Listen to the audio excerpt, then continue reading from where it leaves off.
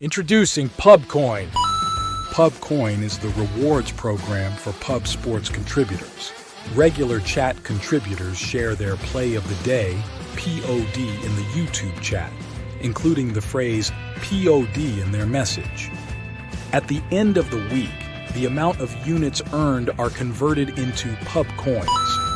PubCoin can be used as reward points for prizes, shop discounts, and contests. Hey, what's going on, y'all? It's Mills here, Pub Sports Radio. Do you guys want to challenge the personalities here at Pub Sports Radio? Do you guys think you're better than them at entering in your MMA predictions and picks? Would you want to get paid for it? $100? Here's how you do it, man. You sign up right here at the link below. It's just this easy. PubSportsRadio.com. Enter your email. Pick your weekly picks. That's it. Oh, and you get bonus points if you can predict how they're going to win in what round. Every single week, a new winner's getting crowned. So every Saturday on Pub Sports Radio. So come on and check us out. You can win $100 just for signing up. Only thing you need to do is see if you can beat us here at Pub Sports Radio by entering your UFC predictions and picks weekly. Do it. I dare you. See you guys soon.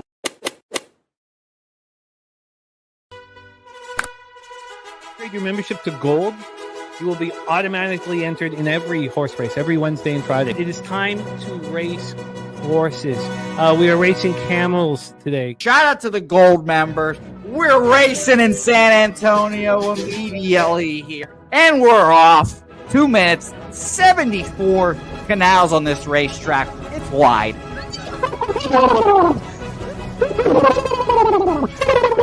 We're racing in San Antonio. Pat Wally moving forwardly. Jeff Slaughter in the mix as well. And as is Randall Sheffield, who's put that beautiful nose out front. But it's actually real grass here, Jimmy. Maybe Kentucky bluegrass. Oldie, no! There he goes. Oldie in the lead now. K. Wolf falls back. The horses love it. Sometimes they stop and eat it on the way to the finish line. That's why your horses start so far in the back. Here. Oh, look at Nussflush Allen bursting out here. J-Dub in the mix. Rude Boy up here as well. Jimmy, take it away. There's Oldie. Oldie is moving to the front. We are past the halfway mark in our 2 mile. And there's Ricky Levy. Oh my goodness, he's in the mix here. Jimmy, take it home. This is our first dog race ever. 19 seconds left in the horse race here. It's Fernando Mendoza trying to find the wire. 14 seconds left. Can Fernando Mendoza take this home? Here comes Kenny Can. Kenny Can wants a piece of the pie. Put his schnoz up front. Ricky Bobby, 9 seconds left. Can Donut Silks make a run? Can Res Mall make a run to be $50? You son of a bitch! Here comes Corey Coker. Kenny Can Smoke and Mirrors. Director 97 home. That is a way. Here comes Jason Meyer, the Eldorado Custodian. Billy Friedrich. Jones one all coming down the advantage. Coin!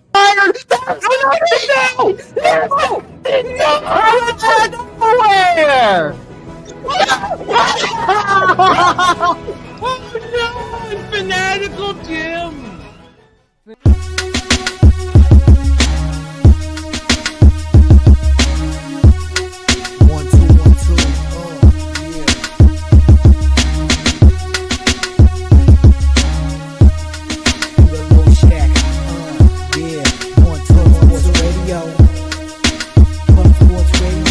From the Corker Peter Low Shack, legendary sports handicapper, more dapper than a dawn. For the young phenom known as Jimmy, who declared one day that the bag was here to stay. Information like a PSA when we all PSR Pub Sports Radio bizarre. Is a man named Slaughter and he flipped the script. No competition in this but they quit the trip. But we say we be pubbing, better with the bag and you love it. We want a top 10, we above it. Let's check.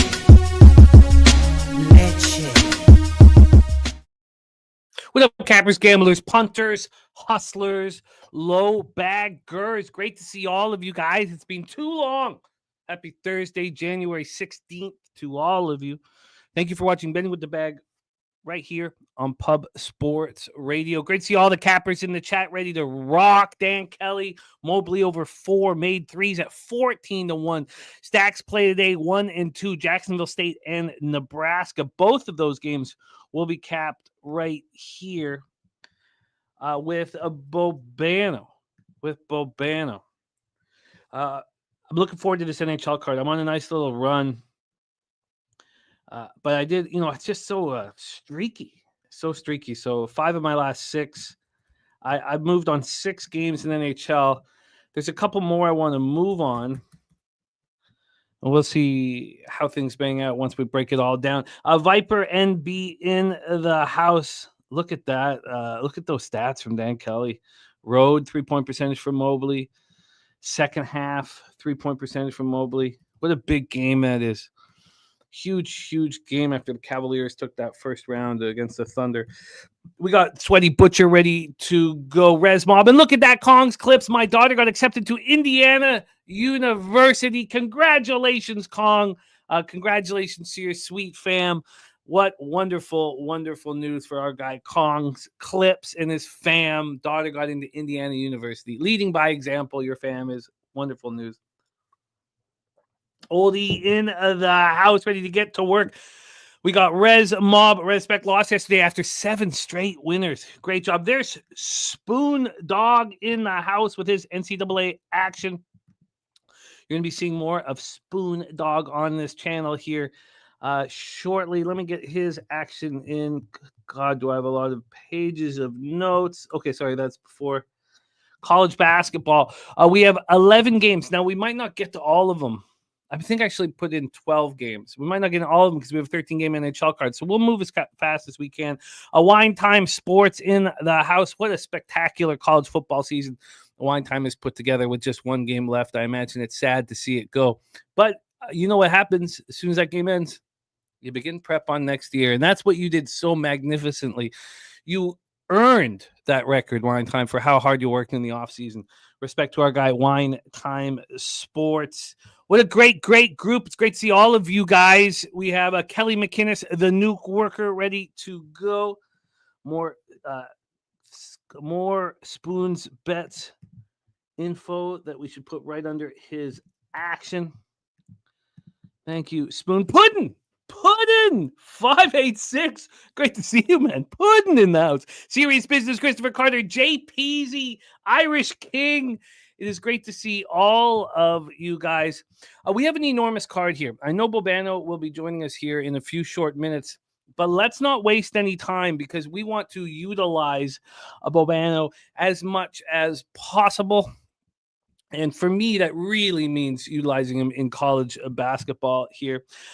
Dan Kelly says, I'm knocking on wood while I type this, so I hate to say it, but it's true. Cavs have been getting eerily lucky this season. Hartenstein out tonight, staying, example is Hartenstein being out tonight. Chet out long term, Hartenstein out tonight, staying relatively healthy. It's scary. It's good, though. And North Ender says, Rip Bob Euchre. Man, I didn't know that that happened. God, is he funny. What a fun character in sports history that he was. So well put, North Ender. All right, well, let's get right to work. Here. We start 7 p.m. Eastern in the National Hockey League. A shout out to the Skunt Blaster 5-unit hammer play today is the Thunder money line. Look at that. And blessing our action with the $4.99 dono. What a guy the Blaster is. Let's get this up here. Oh, so many, Dan. So many. I mean, the guy's just hilarious. The whole injecting him with hepatitis was one of the funniest monologues I've heard an athlete ever deliver. He's just hilarious. I mean, he's just so funny, so easily fun. So it came so naturally to him just to be funny. Let me get the Skunt bag in right under the Cavs Thunder spot. Okay, let's get to work here. As I said, Bobano will be joining us shortly, but 13 games in the NHL. Let's at least start hearing my takes on them as we bang out here. So let's roll. We start 7 p.m. Eastern with the New Jersey Devils 26-15-5, 13-9-1 on the road at the Toronto Maple Leafs, 27-16-2, 17-9-0 at home. We're at Scotiabank Arena in Toronto, Ontario. I've got Jacob Markstrom listed, Jacob Markstrom and Joseph Woll. Let me know if you have anything different here. Yes, Woll confirmed. Devils have played 7 straight unders, yes, and Tavares Tavares week to week with that injury in practice yesterday. Let's get into the line history. We're not going to bother with cash flow as that just, it just doesn't, I don't need to know. I don't even care. All right. Sometimes I care.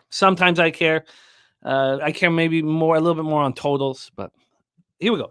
The New Jersey Devils right now, -112. I spent wow. I mean, we knew Tavares was going to be out, but there's been a huge move to the Devils. Wow. I guess it really happened at 8:30 this morning when it moved to -124. Wow. Okay. So we've had a huge move to the Devils. Let me refresh all this. So it's now -126, 19-cent move towards the New Jersey Devils. And I'll explain why I haven't moved on the New Jersey Devils yet, even with Tavares out of the lineup, who's been such an important cog in that lineup.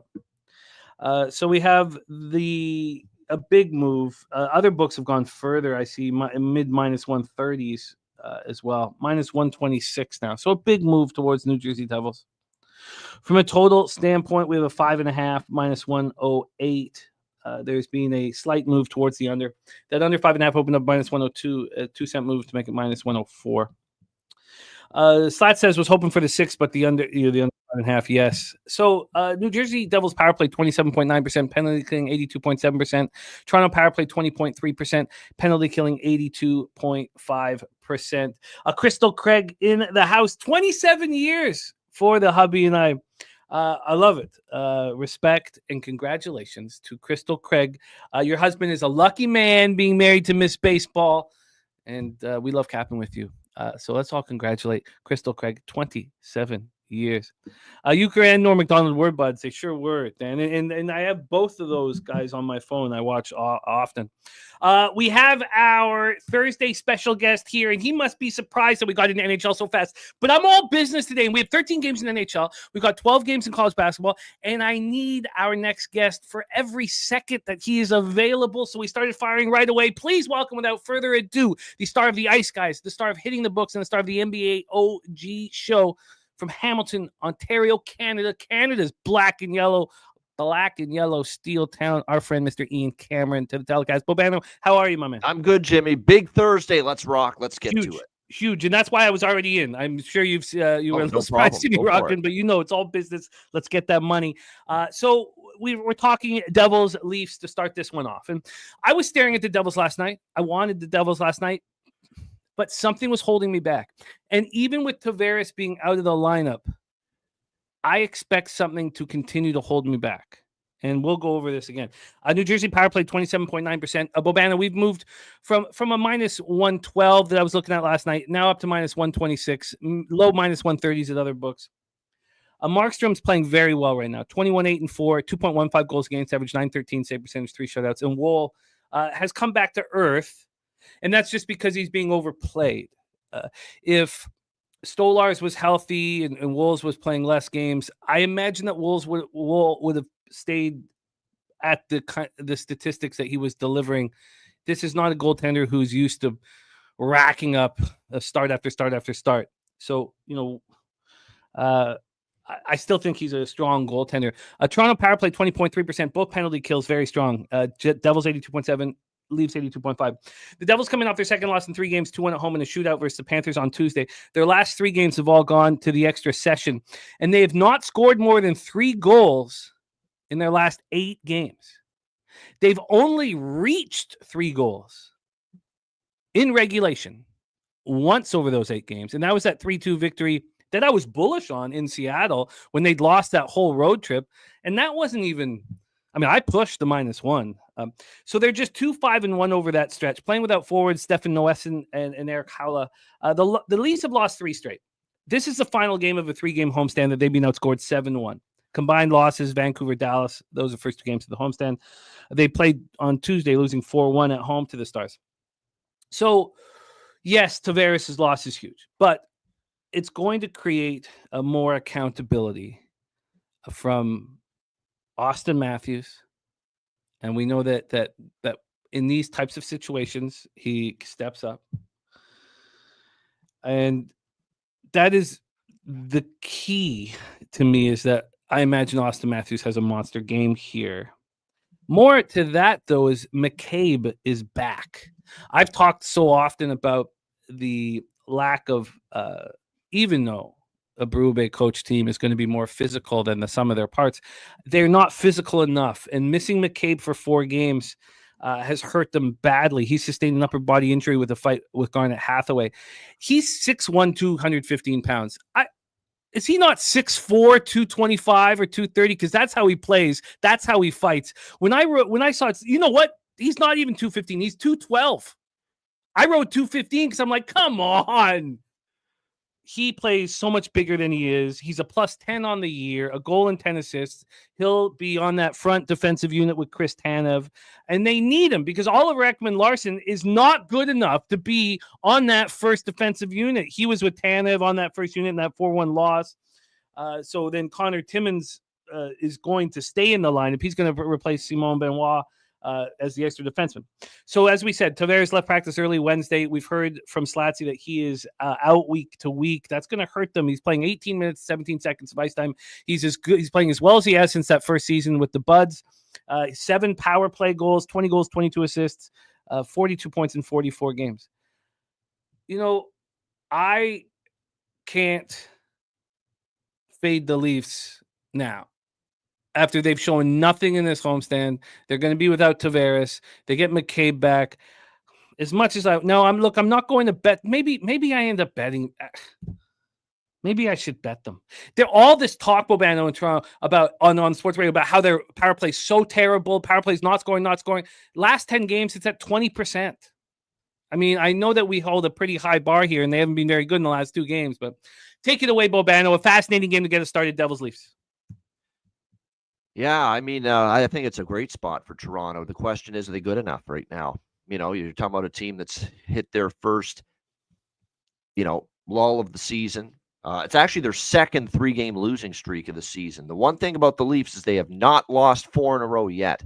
They have not had a 4-game losing streak. The one time they lost 3 in a row, they stopped the bleeding and they ended it, and they got a win. So I really like this spot. Now that they're at home dog, obviously, the money's come in on New Jersey with the Tavares news. Obviously, the Leafs have been slumping, so there's not a lot of support right now compared to other games with this Leafs team. But I think it's the right time to kind of step in with them. They've won, obviously, both games this year. Now, Toronto. It's weird that Toronto's won in New Jersey and New Jersey has won in Toronto. That's the only concern you would have. The Devils have done very well here in Toronto, just as well as Toronto's done well in New Jersey. So it's been a road-dominated series, but I like the way this sets up. This is the last game of the homestand. It's a bad homestand so far, 7-1 combined score to Dallas and Vancouver. You booed off the ice at the end of that Dallas game. Even with Tavares out, which is a big loss, how many times do we see you do step up first game without your former captain? I could see that. Jake McCabe being back is immense. There's no doubt they missed him because it just means everyone's got to play more minutes, and some of these defensemen for the Leafs aren't necessarily adept to play more minutes and handle that greater responsibility. So now everyone kind of gets back into their roles here for Toronto. New Jersey's kind of feeling, I shouldn't say feeling good. They did lose to Florida in a shootout, and they have been up and down.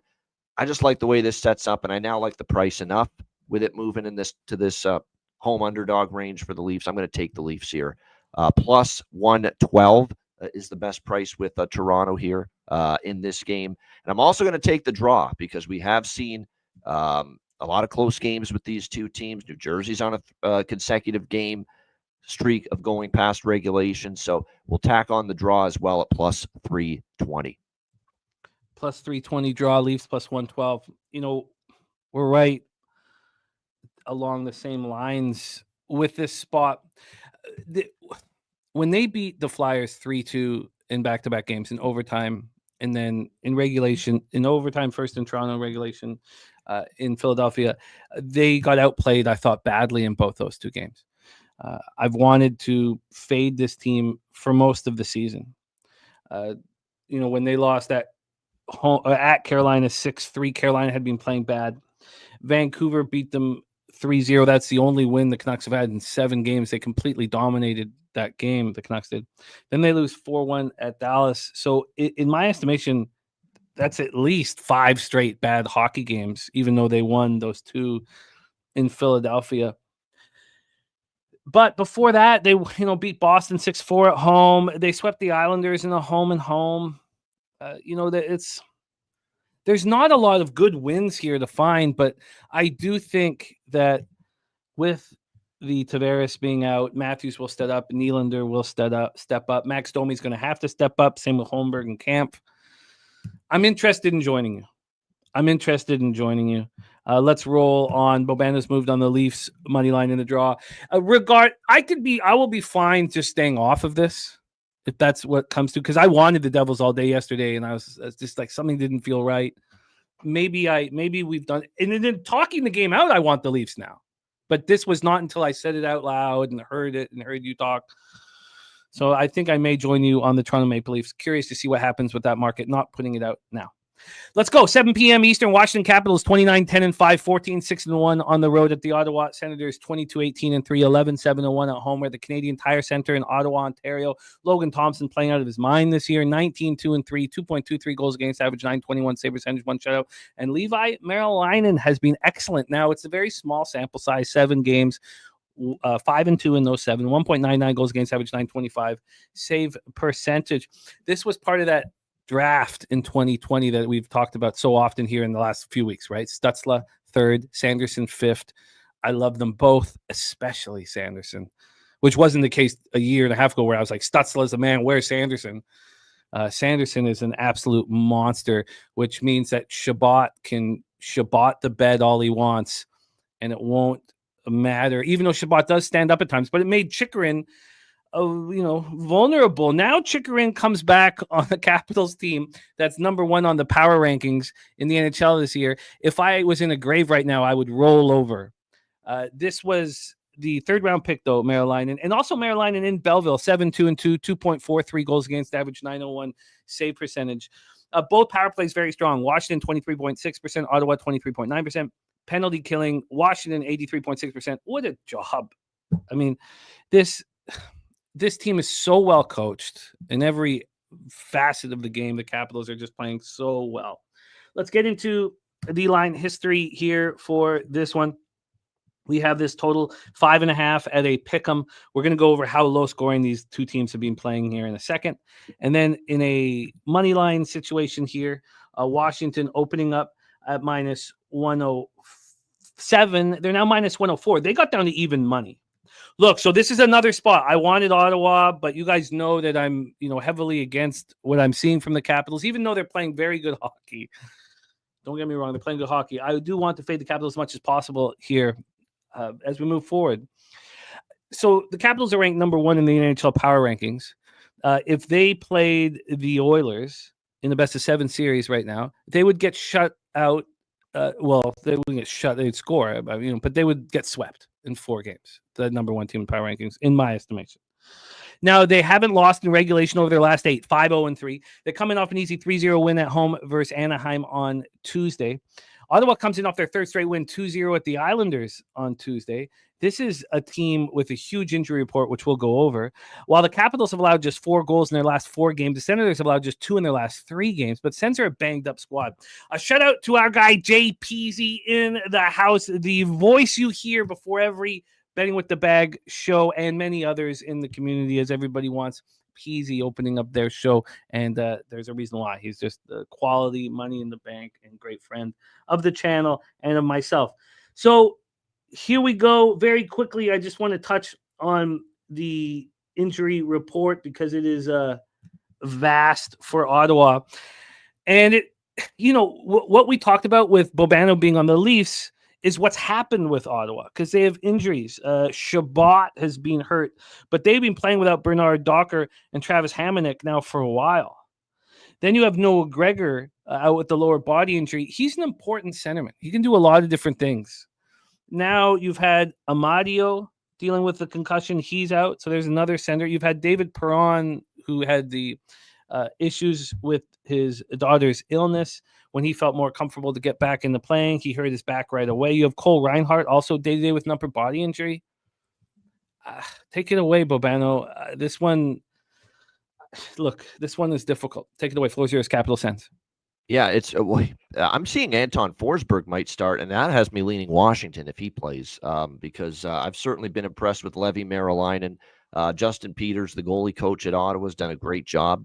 Actually, was the goalie coach at Belleville when he was down with the AHL team, and you can tell it's worked with him. And boy, oh boy, to have 2 shutouts in your last 3 starts, very impressive. And then the other game, he played pretty well also. So it's been a great run of play from him in net. So kind of think you would want to go back to him, but I guess Travis Green wanting to get Anton Forsberg back in there. Oh, Slatsy's saying Marilainen's confirmed. Is he? Oh, okay. Well, there we go. Now it makes sense. Okay, Marilainen is. So it's cool. Thank you, Slatsy. Keep rolling. The site I'm looking at hasn't updated just yet. Well, if that's the case, then I like the way the kid's playing. But Washington, man, I like Washington. Unlike Jimmy, I think they're a really good team.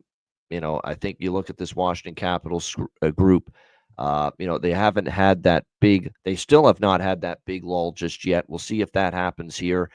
Ottawa's won 3 in a row. You do have to factor in that Pittsburgh and the Islanders, 2 weaker teams, were 2 of the wins. They did beat Dallas, though. Very impressive. And, of course, Marilainen was in for that game. 2 teams I like. Not really a keen interest to go against either of them in this spot. So pass for me.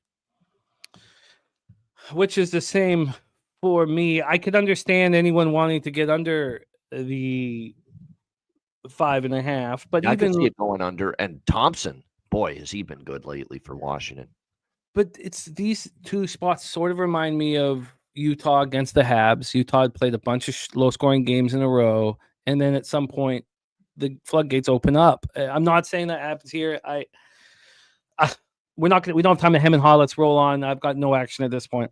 We move on to 7 p.m. Eastern. Anaheim Ducks 18, 21-5, 9-10-3 on the road at Tampa Bay Lightning, 23-16-3, 13-6-1 at home at Amalie Arena in Tampa, Florida. John Gibson's been getting a lot more run than I would have thought this year. With him and Dostal. Look, they've been going back and forth for a few games. I've got Gibson listed. Not sure if he'll be in between the pipes. 7-7-2, 2.90 goals against average, 908 save percentage. No shutouts. Vasilevsky, 18-13-2, 2.38 goals against average, 913 save percentage, 2 shutouts. Anaheim power play has been disturbingly poor. There's too much talent on that team. But, and this is the elephant in the room here, I didn't know what to make of Greg Cronin. He was such a long career in the NCAA. We know he's a hard ass, but I thought the idea of him coaching kids for so many years that obviously was the reason why they hired him, because he's got all this young talent to develop and he's a hard ass. So maybe they thought that was the right mix. If you guys watch Spitting Chicklets, Whitney and Bissonnette both said that the Ducks there's a huge problem in the dressing room right now. The young guys hate Cronin. The fact that their power play is 12.9% with this incredible talent. You have the number 2 overall pick in Carlson. You know what I think of Mason McTavish, who was the 3rd overall pick a couple of years ago. I thought that he was going to be a monster, and he still may be. But there's a problem here. And Whitney and Bissonnette talking about it. I believe them, but I don't have any other information other than what they were saying and what the stats are implying. Tampa Bay power play 25.6%, penalty killing 82%. So the Ducks have come off their 4th loss in 5 games. They're not handling this. Well. And yes, Latsy, I'll get into Braden Point being scratched for missing the practice. I'll get into that in a second, but they're not handling things well right now. And this is game 5 of a 6-game road trip. If you hate your coach, you don't want to show up at the rink anymore. You're coming off a 3-0 loss at Washington. You scored 4 goals over their last 5 games. I don't want anything to do with you anymore. I don't want to back you, whether you're road or at home. I'm starting to feel like I can see what the guys are talking about in Spitting Chicklets. So Lightning coming off their 2nd loss in 3 games, 6-2 at Boston on Tuesday. As Slatsy saying, Point missed practice and was suspended by Cooper for a game. Cooper clearly trying to send a message to the team about accountability. Yep. McDonough took a puck in the face and didn't finish Tuesday's game versus the Bruins. I imagine he'll play tonight, but I have no proof of that or So let's go into the line history here. Tampa a minus 315. They opened up at minus 300, and I moved on them on the puck line. I moved on them on the minus 1.5 at minus 115. This was not part of my first. I made 3 bets yesterday around 6 or 7, and that I really liked. I made 3 more bets about an hour and a half ago, 2 hours ago. This is part of that second round of action. This total's at 6.5. It's minus 118 to the under. It opened up at 6. It's moved up to 6.5. So Peasy thinking that there is going to be a, like in the first period over. And we know this falls in Bobano's wheelhouse with the Ducks being shut out last game. So take it away, Bobano, Ducks, Lightning, Amalie Arena in Tampa, Florida. So, and there's 4 bets for me on this game. So this is definitely a high volume game for me here, Ducks and Lightning. You got Tampa now off the loss at Boston, 6-2.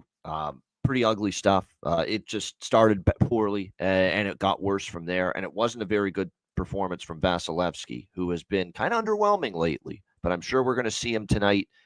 The one thing about Vass, he's usually good off a bad game.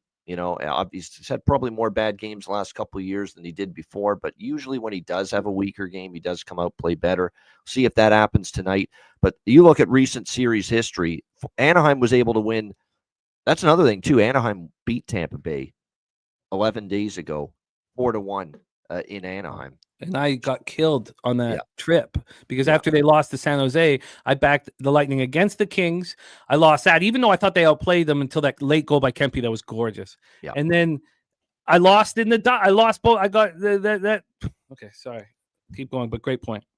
Yeah, so I expect here's the thing. I looked at first period puck line with Tampa. The last 4 meetings in Tampa between the Ducks and the Lightning, it's actually been scoreless after the first period, and then Tampa opened it up and won big in the second and the third period. So that's why I'm not on the first period puck line, but I'm also on a rare full game puck line. Minus 1.5, minus 114 is the best price right there with Tampa Bay. I'm on that. I'm on Tampa Bay team total over 3.5, which you can get at minus 148. The best price out there. A little bit juicy, but I think they get 4 goals. You look at the last 4 games in Tampa, Ducks, Lightning, 5, 6, 4, 6 goals scored by Tampa Bay in those games. So I think they get to 4. So I don't mind laying the minus 148 for Tampa Bay team total over 3.5. And I'm on the system play, which you mentioned. Team off a shutout, which is first period over, full game over. So over 1.5, minus 134 for the first period. And over 6, minus 120 for the full game. You are locked in. 4 spots for Bobano. Lightning puck line we are both on. Lightning over 3.5, minus 148 team total. Lightning team total there. First period over 1.5, minus 134. And over 6 at minus 120. We roll on. Next up for us, 7 p.m. Eastern, the Detroit Red Wings 2019-4, 8-8-2 on the road at the Florida Panthers, 26-16-3, 12-8-2 at home. We're at Amerant Bank Arena in Sunrise, Florida. Talbot, Bobrovsky. I was on the Sharks at plus 193. That went down to plus 159 before puck drop. Fading the Detroit Red Wings on a 7-game winning streak with the worst team in the NHL and cashing it easily is my favorite bet of the entire season. I've never been more proud of just capping hockey in general than I was today. I was floating. And also there was spots where I could have hedged there, like even 9-1, 10-1. I was like, don't be a bitch. Don't hedge. Just sit back and fucking win this thing. And it was great. And it's whatever. It just felt I've not felt as good of a win in a long time. Cam Talbot, Sergei Bobrovsky here. Talbot 10-9-2, 2.98 goals against average, 903 save percentage, 1 shutout. Bobrovsky 18-10-2, 2.78 goals against average, 899 save percentage, 1 shutout. Detroit power play 28.1%. It's 45% in the last 10 games. And so is Columbus's power play. So as I talk about being right about something, let me also talk about being wrong about something. How wrong was I about Monahan going down and Columbus going to, realize how incredible he's been and all that bullshit? I was wrong about that. Just kept Monahan goes. Yep. Yeah. Monahan goes down. The Jackets have a 45% power play and go on a winning streak. So, there's good and there's bad as any capper has. So I was very wrong about Columbus. Detroit power play 28.1%, penalty killing 68.5%. Why? Why is it so bad this year? They have the players. They have the players that should work. I mean, it doesn't make sense to me that their penalty killing would be so bad. Florida power play 25.4%, penalty killing 80%. Let's get into the line history here for this one. On the total, we have 5.5. It's minus 119 to the under. Minus 119 to the over, plus 106 to the under. A lot of books hanging 6s right now. This opened up with a juiced 6 to the under, minus 120. So you can get that. You can pay even money or plus money on the over 6 and get a heavily juiced under 6, or you could do the 5.5 and get the juiced over 5.5. However it is you would like to play it. And then on the money line here, we have Florida minus 232. They opened up minus 218. There was not a huge move towards Florida at all. This line had gone towards Detroit. And then at 9:30 a.m., there was a huge 23-cent move towards Florida. So the Wings coming off having their 7-game winning streak, snapped 6-3 loss at home to the Sharks on Tuesday. This is the beginning of a real tough 4-game road trip. Tyler Mott, Jeff Petrie out of the lineup with injuries. Red Wings power. Oh, I said that already. Panthers snapped their 2-game losing streak with a 2-1 shootout win at the Devils on Tuesday. They're playing very underwhelming hockey. They've lost 6 of 10. Aaron Ekblad is banged up. This Panthers defense doesn't have the depth it had last year. Brandon Montour in Seattle, Ekman Larson in Toronto. Ekblad's now missed the last 2 games. He's missed 3 of the last 4. This is a guy who's blocked 55 shots, has 59 hits. I mean, we know what he does. And if he's not out there, it's Bjornfot or Boqvist. I mean, that's just a huge step down. Take it away, Bobano. I'm hesitant in expecting the Red Wings to bounce back when the Panthers haven't been playing well. It's not like they can hang their hat on that overtime or that shootout win on the Devils on Tuesday. And the Panthers have been playing underwhelming hockey, and then obviously McClellan's pressed the right buttons. And I know that you've made a pretty penny off backing teams after losing to the Sharks. So take it away, Bobano. Wings, Panthers. Yeah, I like to try. I'm taking a shot with the Red Wings here. I know they haven't played very well against Florida.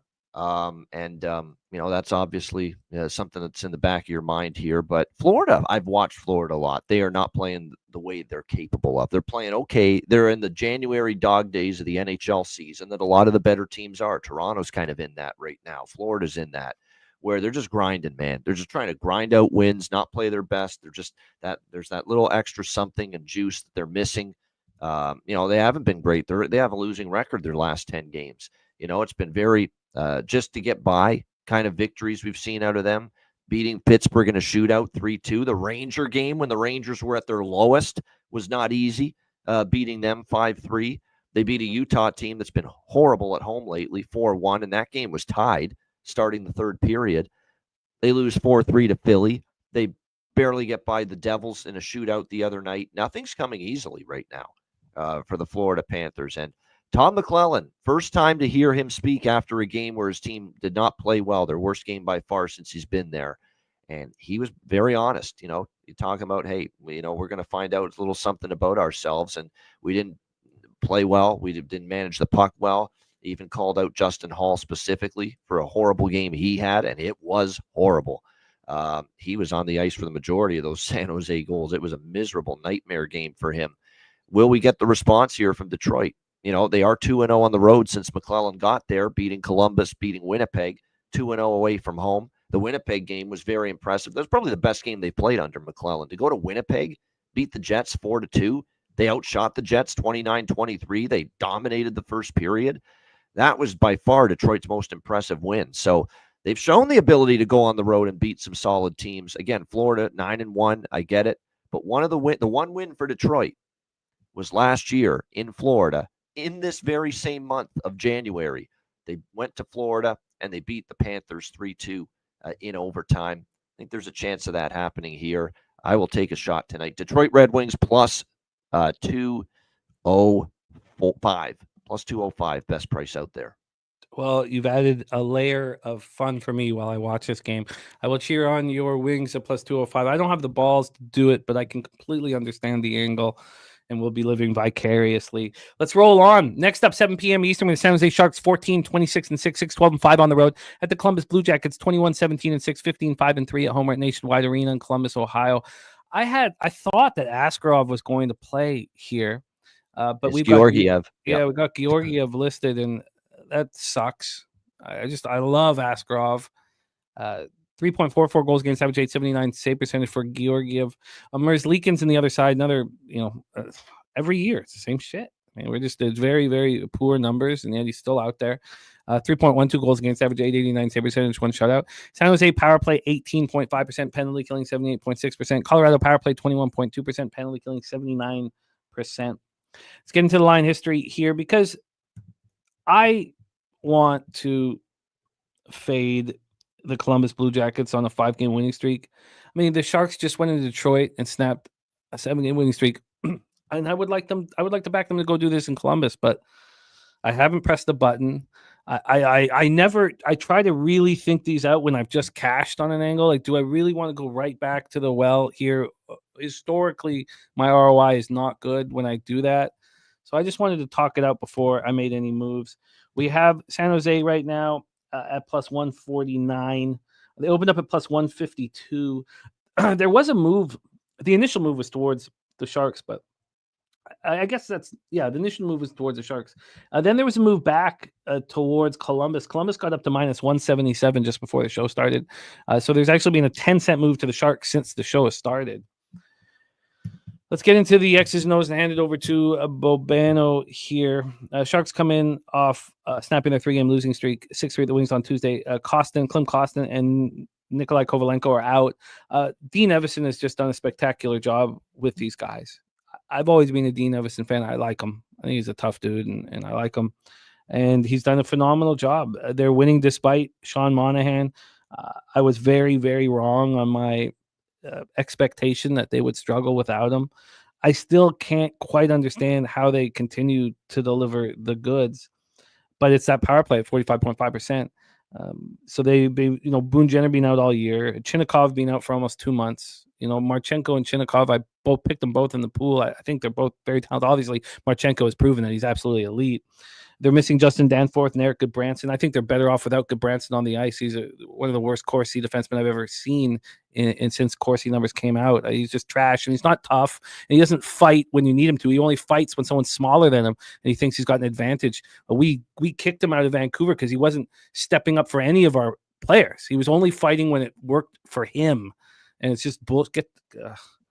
Take it away here, Bobano. Sharks Jackets. Yeah.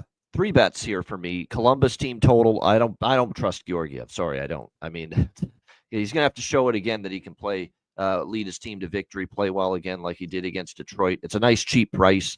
When Columbus wins at home or is at home, win or lose, because there was one game in there against Detroit where they scored 4 goals at home, but they lost.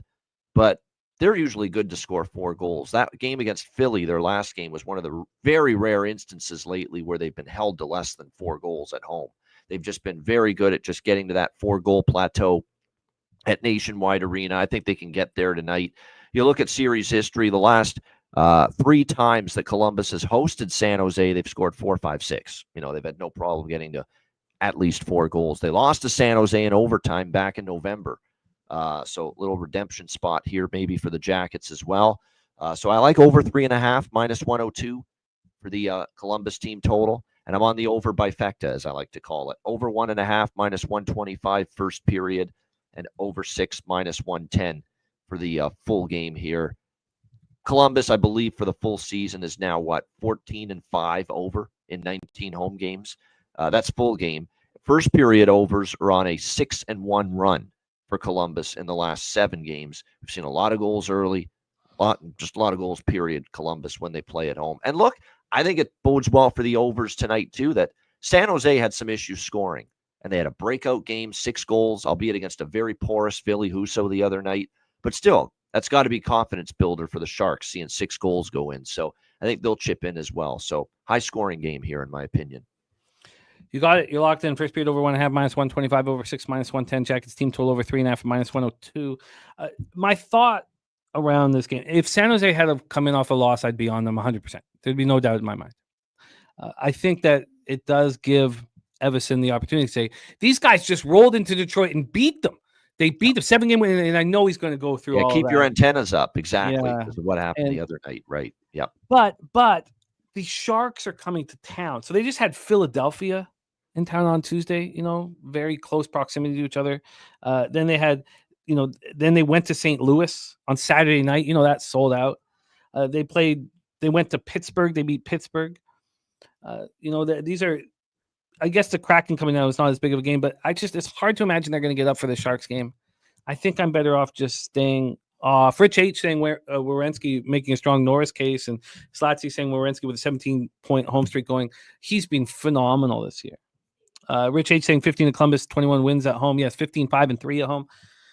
I guess I stay off. There's a dramatic home road split here. Columbus excellent at home, and well, until the Detroit game, San Jose had been pretty poor on the road, but we'll see tonight. Let's roll on. 7 p.m. Eastern, Philadelphia Flyers 19-20-6, 9-9-5 on the road. The New York Islanders 17-19-7, 7-10-2 at home. We're at UBS Arena in Elmont, New York. Urson listed 11-7-2, 2.87 goals against average, but just an 887 save percentage and 2 shutouts. Sorokin on the other side, a 902 save percentage. He's not being good. Varlamov hurt, so he can't come in and replace him. I have a vividness bias that's affecting me with Islanders games. I still see them as a team that's tough to play at home, which hasn't been the case. I got to figure out, because I'm hesitant to back the Flyers here. We just watched, so the Islanders were beat up group. They get healthy. They go on this great road trip. I should not have backed them in their first game back. It was a day I went 4-1. I could have swept the board if I hadn't have added that stupid game against the Senators, who were dealing with all these injuries that I thought would affect them. So maybe I overthought that game too much. The Islanders power plays at 10.5%. I mean, it's just horrific. Their penalty killing is 65.6%. Again, horrific.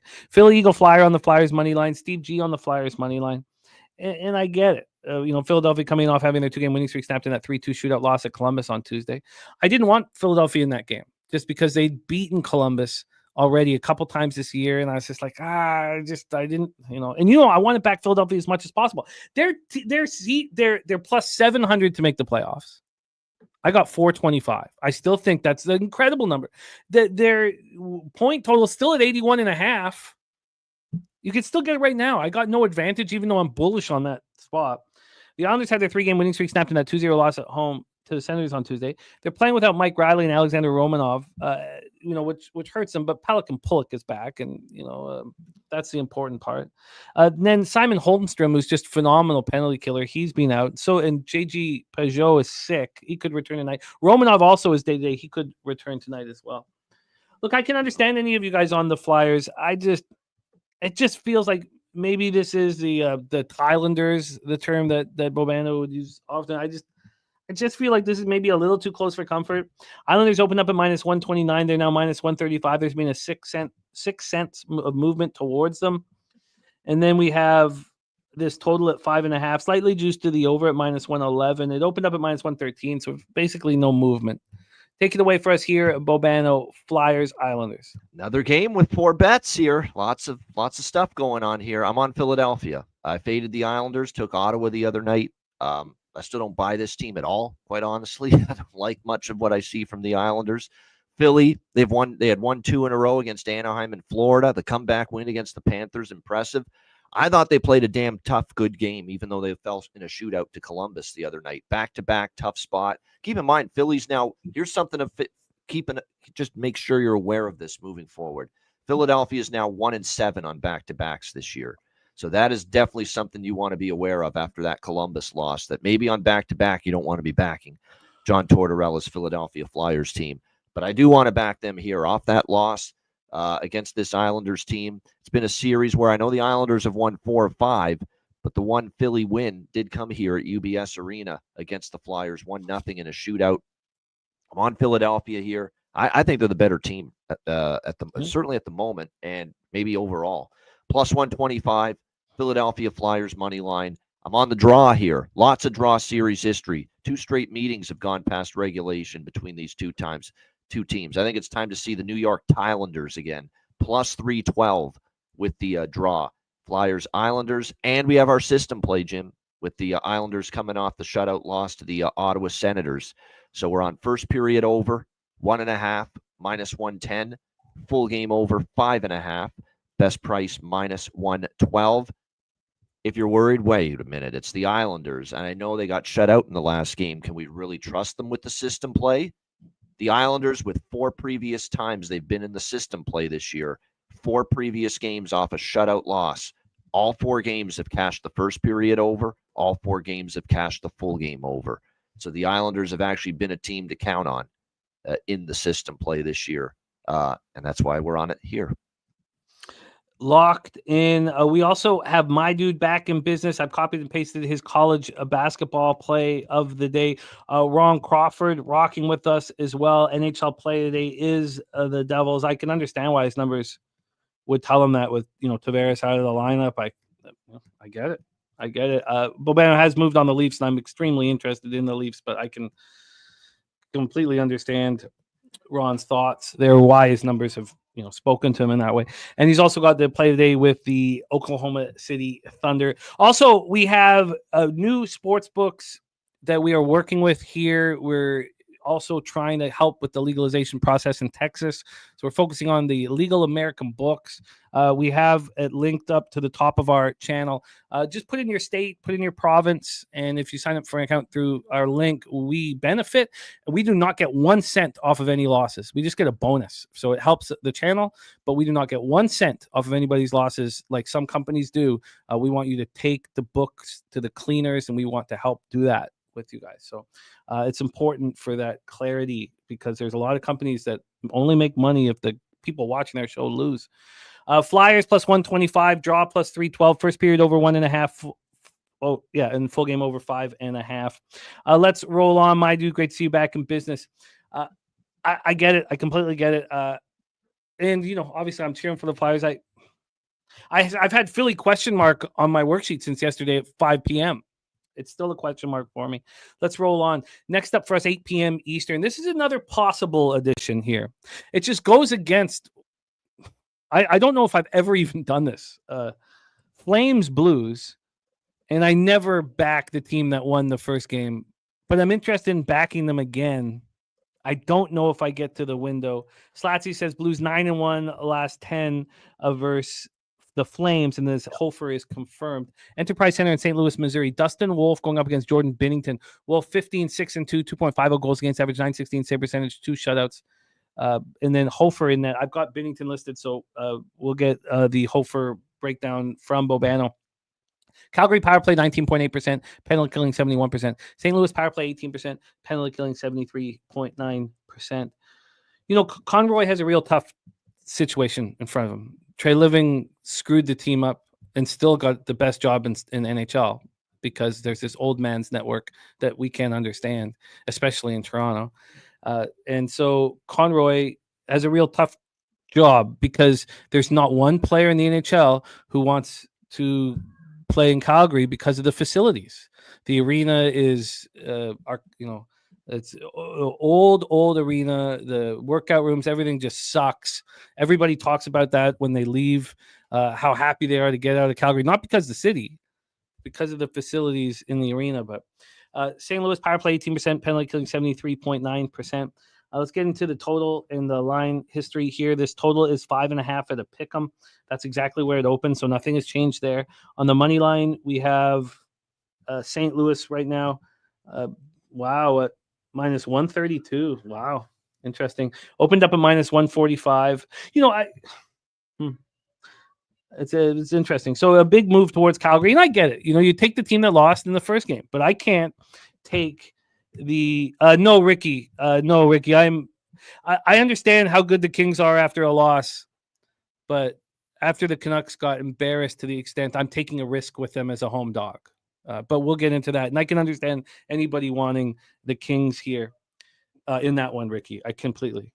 So here we go. These teams met on Tuesday in the 2-1 Blues victory in St. Louis. A loss snapped the Flames' 3-game winning streak. I was on the Blues on the -1 line. It pushed. It was a very close game. The Flames outshot the Blues 28-25. They were even in hits. They were even in penalty minutes. It was just a very tight game.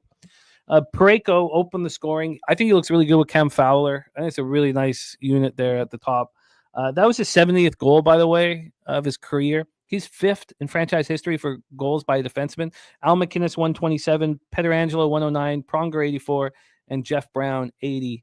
And I'm a big Colton Parayko fan. Take it away for us, Bobano. Flames, Blues. Yeah, I really liked St. Louis the other night. Great spot. You got Vladar for Calgary and net instead of Wolf. They got the win, although it was close, 2-1. You're right. I don't want to bet Calgary because I don't trust them on the road, but I also like the way Dustin Wolf's playing right now. He's playing really well. for the Calgary Flames. And look, even with St. Louis in that home run spot, coming off back-to-back losses, they still had to survive, a big push from Calgary, including with the extra attacker. They had a couple good chances to tie that game. So I'm not going back to St. Louis, but I'm not on Calgary. I lean under, but no action for me. It's a pass here. Yeah, no action for me as well. It's funny. Kelly McKinnon says that goes all the way back to Harold Ballard. This was back in '88, but if you guys remember, he hired Gord Stellick at 30 years old, Yep. which was one of the craziest. I don't know what he was thinking.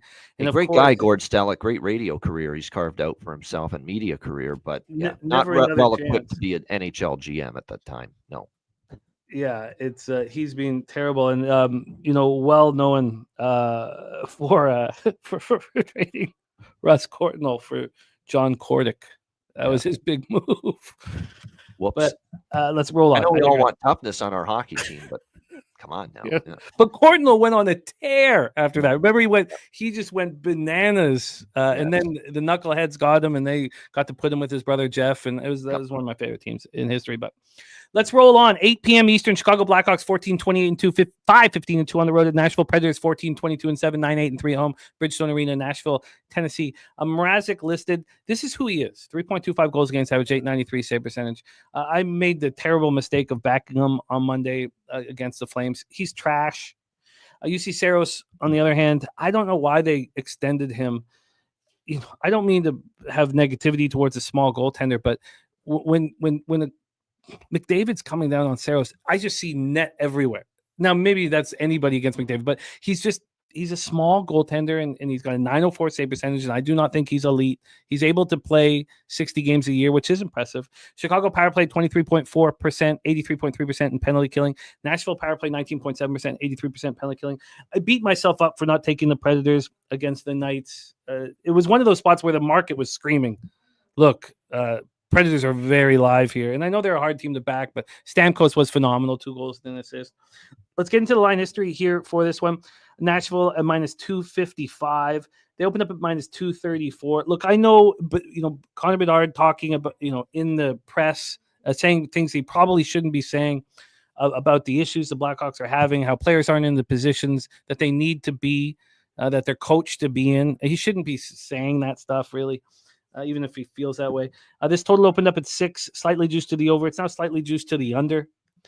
We have the Blackhawks coming off their third straight loss, 5-2 at home to the Flames on Monday. They've allowed 14 goals over their last 3 games.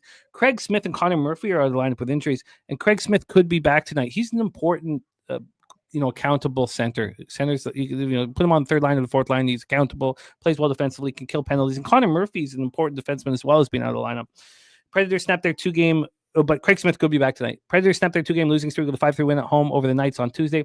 Game 3 of a 5-game homestand. Luke Evangelista, a Toronto boy, starred for the London Knights. He's out with a lower body injury. I'd like to pick Luke Evangelista with the last pick of my hockey pool next year. I think that he will be under the radar, and he's a sniper. He's out. So is Cole Smith. They also are missing Wilsby and Jeremy Lauzon on defense, depth defenseman. It's just too expensive for the Predators. I mean, what have the Predators done to prove that they're worth this number? As much as I want to fade the Blackhawks and know that there's real issues there, I couldn't pull the trigger on Nashville at this number. Maybe I'm leaving money on the table. Let's hear what Bobano say. Blackhawks, Predators.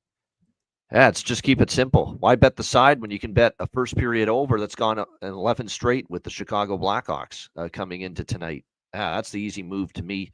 You've got Nashville looking to build some momentum. I think the fact they started fast against, and they talked about that. They wanted to start fast against Vegas. They did that, 11-1 shots. They had the 2-0 lead after the first period. Chicago's off a loss.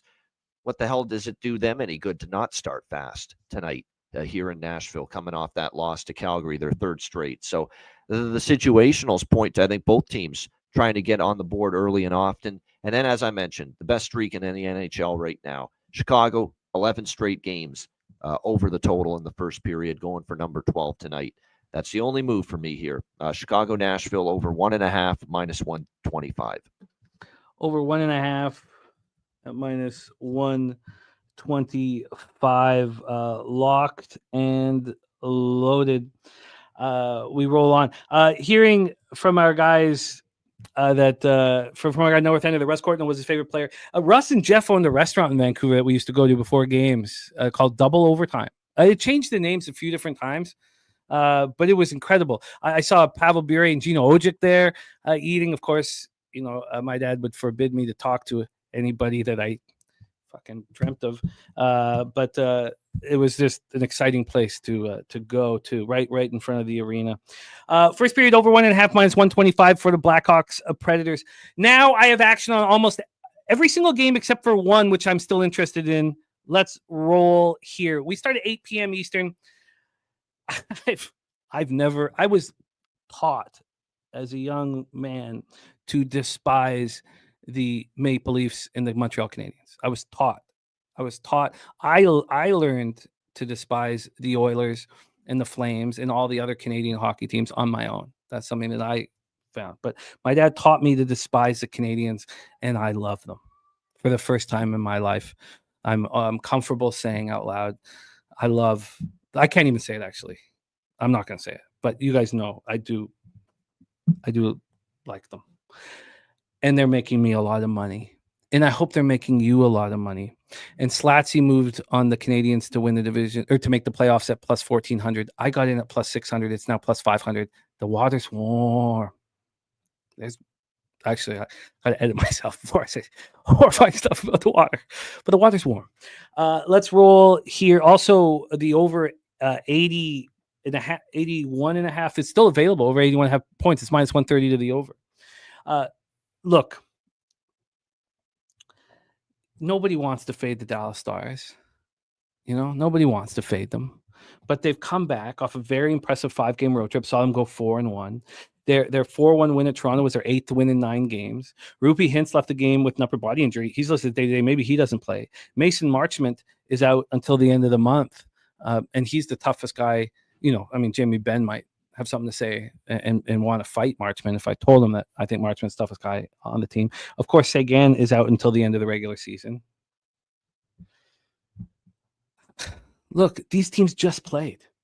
And when they played, the Stars squeaked by. And in that game, I was afraid to fade the Stars. I was afraid to fade the Stars. Stars win in overtime 2-1. The Stars outshot the Habs 36-31 in that game. But in that game, the Montreal Canadiens, I've not seen them do this to any team. I mean, we'd have to go back. I don't remember them doing this to any team in the history of their franchise. They out-hit the Dallas Stars 30-8. This team has character. This team has young talent. This team has a power play. They have a guy like Jake Evans killing penalties. They have depth. They have Cole Caulfield wearing Johnny Goodrow's number. They have Nick Suzuki showing that he can be a captain and lead a team. Good God. Is this a fun hockey team that's making us so much money? Yep. So I'm on the Montreal Canadiens at plus 204 in this hockey game. It's just too good to pass up with the Stars coming back from their road trip, having just played the Habs. Beating them, albeit it was close, but in a shootout, they beat them. So is there really that urgency and that, intensity here off a satisfying road trip and a great win against a team they never beat, the Toronto Maple Leafs, to end that road trip? And that game against Utah, everything went wrong for Montreal. Slats is saying, you know how much I love my Habs, but this spot scares me. It scares me as much, if not more, than Dallas. Yeah. Yeah. Yeah. No, of course who wants to fade the Stars? Yeah. Nobody. Yeah. But when do you want to fade them? Yeah. When they come home off a hugely successful road trip. After, look, they're not going to take the Habs lightly. And this has every right to scare you. But plus 204? That's the key, the price. Can't pass that up. Yeah. Come on. I'm there. We cashed the plus 135 against Utah. This team is just cashing for it. They won in Dallas last year when they went there, 4-3. This opened up at 5.5 minus 117 to the over. It's now at 6, but it kind of bouncing back and forth. It is juiced to the under. And then on the money line, this wasn't part of my first group of bets. I kind of wanted to see what the market would do. Plus 204 was insane to me. Now it's plus 190. And I didn't get it at the very perfect spot. It was plus 208 at one point. But it seems to be every time it gets over 200, it gets down to 190, and then it goes back up to 200. Look, I'm on the Habs. I can't pass this up. Sammy Montembeault, 2.88 goals against average, 900 save percentage, 3 shutouts, going up against Ottinger, 2.31 goals against average, 912 save percentage, 1 shutout. Montreal power play, 21.4%, penalty killing, 82%. Dallas power play, 17.9%, penalty killing, 85.2%. The Habs have won 4 of 5 games. They've won 6 of 8 games. They've won 9 of 12 games. Look, they out hitting the Stars 30-8. Come on. Take it away, Bobano. Habs Stars. Yep, Montreal plus 200. My second big dog of the card so far, along with Detroit. And I want to point out, I'm on Detroit team total over, not official though. Montreal, I'm on team total as well, but not official. I'm not doubling up with the team total for the show. I'm betting it personally, but not doubling up for the show. I'm just going with the money line with both for the show, Detroit and Montreal. But I did bet team total over 2.5 for Montreal here as well. I mean, look, I took them against Utah. I've been on Montreal almost every game recently. The one game I took them they didn't win was against this Dallas team on Saturday. And they always get up to play the good teams. Look, they almost beat Dallas in that game over the weekend in Montreal. 2-1 loss in a shootout. They beat Washington. Not many teams are doing that. They beat Colorado. They beat Vegas. They beat Tampa Bay. They beat Florida. It's just one impressive performance against the best teams in the NHL after another right now for Marty St. Louis and this Montreal Canadiens team. Factor it in that they're coming off the big road trip, successful one. I know they're on a win streak playing well, but boy, I'm not passing up this price with what I'm seeing out of Montreal right now. So yeah, plus 200 Montreal. Plus 200. What do you get the team total over 2.5 at? Again, that's not official, the team total. I'm not going official with that for the show, but I did bet it, and it was plus 100 with that. Oh, okay, not official. Jermaine says, didn't they lose to the Sharks? I thought said fade. No, back teams after losing to the Sharks is what he does. He backs them. You bet on teams after losing to the San Jose Sharks. That angle has cooled off a little bit, but it was red hot early in the season. Actually, if you believe in that angle, that's Detroit tonight. And interesting, Remo says for sure Jimmy's appear in pools. One interesting note for you, Remo, is that heavy drinkers never pee in pools. Heavy drinkers don't ever do it because we're drinking so much. What do you want us to fill the whole pool up? I mean, come on. I mean, it's ridiculous. So heavy drinkers, you'll see them going up to the bathroom so often, people think they have a Coke addiction. All right, let's move on. We move on. 8 p.m. Eastern. Seattle Kraken 19-23-3, 10-13-0 on the road. The Winnipeg Jets 30-12-3, 17-4-3 at home at Canada Life Center in Winnipeg, Manitoba. Joey Decord, Connor Hellebuck is what I've got listed. Decord 14-9-2, 2.47 goals against average, 914 save percentage, 1 shutout. Hellebuck 27-6-2, 1.99 goals against average, 1.99 goals against average. Good God, is he a monster? 929 save percentage, 6 shutouts. Seattle power play 18.8%, penalty killing 77.7%. So this is the one spot that I need to talk about more here because, look, Jay Peasy said that I was too harsh fading my Canucks nonstop, but look how much money it's made me. Now, look, my season's not being great yet, but the black is coming, and it's been and I faded the Canucks against the Jets. And the Jets just dominated that. Now, we had Hronek coming back, and, it's the end of a trip, and we know that there's issues in the dressing room, But I talked about the Jets were the number 1 team in the NHL. They went on a 6-game road trip in 10 days and got crushed. I think they went 1-5. And they were going to get that long homestand later in the year. Well, the homestand's now, and they lost the first 2 games of the homestand, and now they're rolling. This is the Kraken coming off their second win in 3 games, 4-2 at the Penguins on Tuesday. This is the final game of a 5-game road trip. I would like to fade them, but I just have this feeling that I need the -1, and I can't take the puck line. It's this feeling, after the Jets looked so good, Game 7 of an 8-game homestand. They're missing Colin Miller and Hayden Fleury on defense, so it's some depth.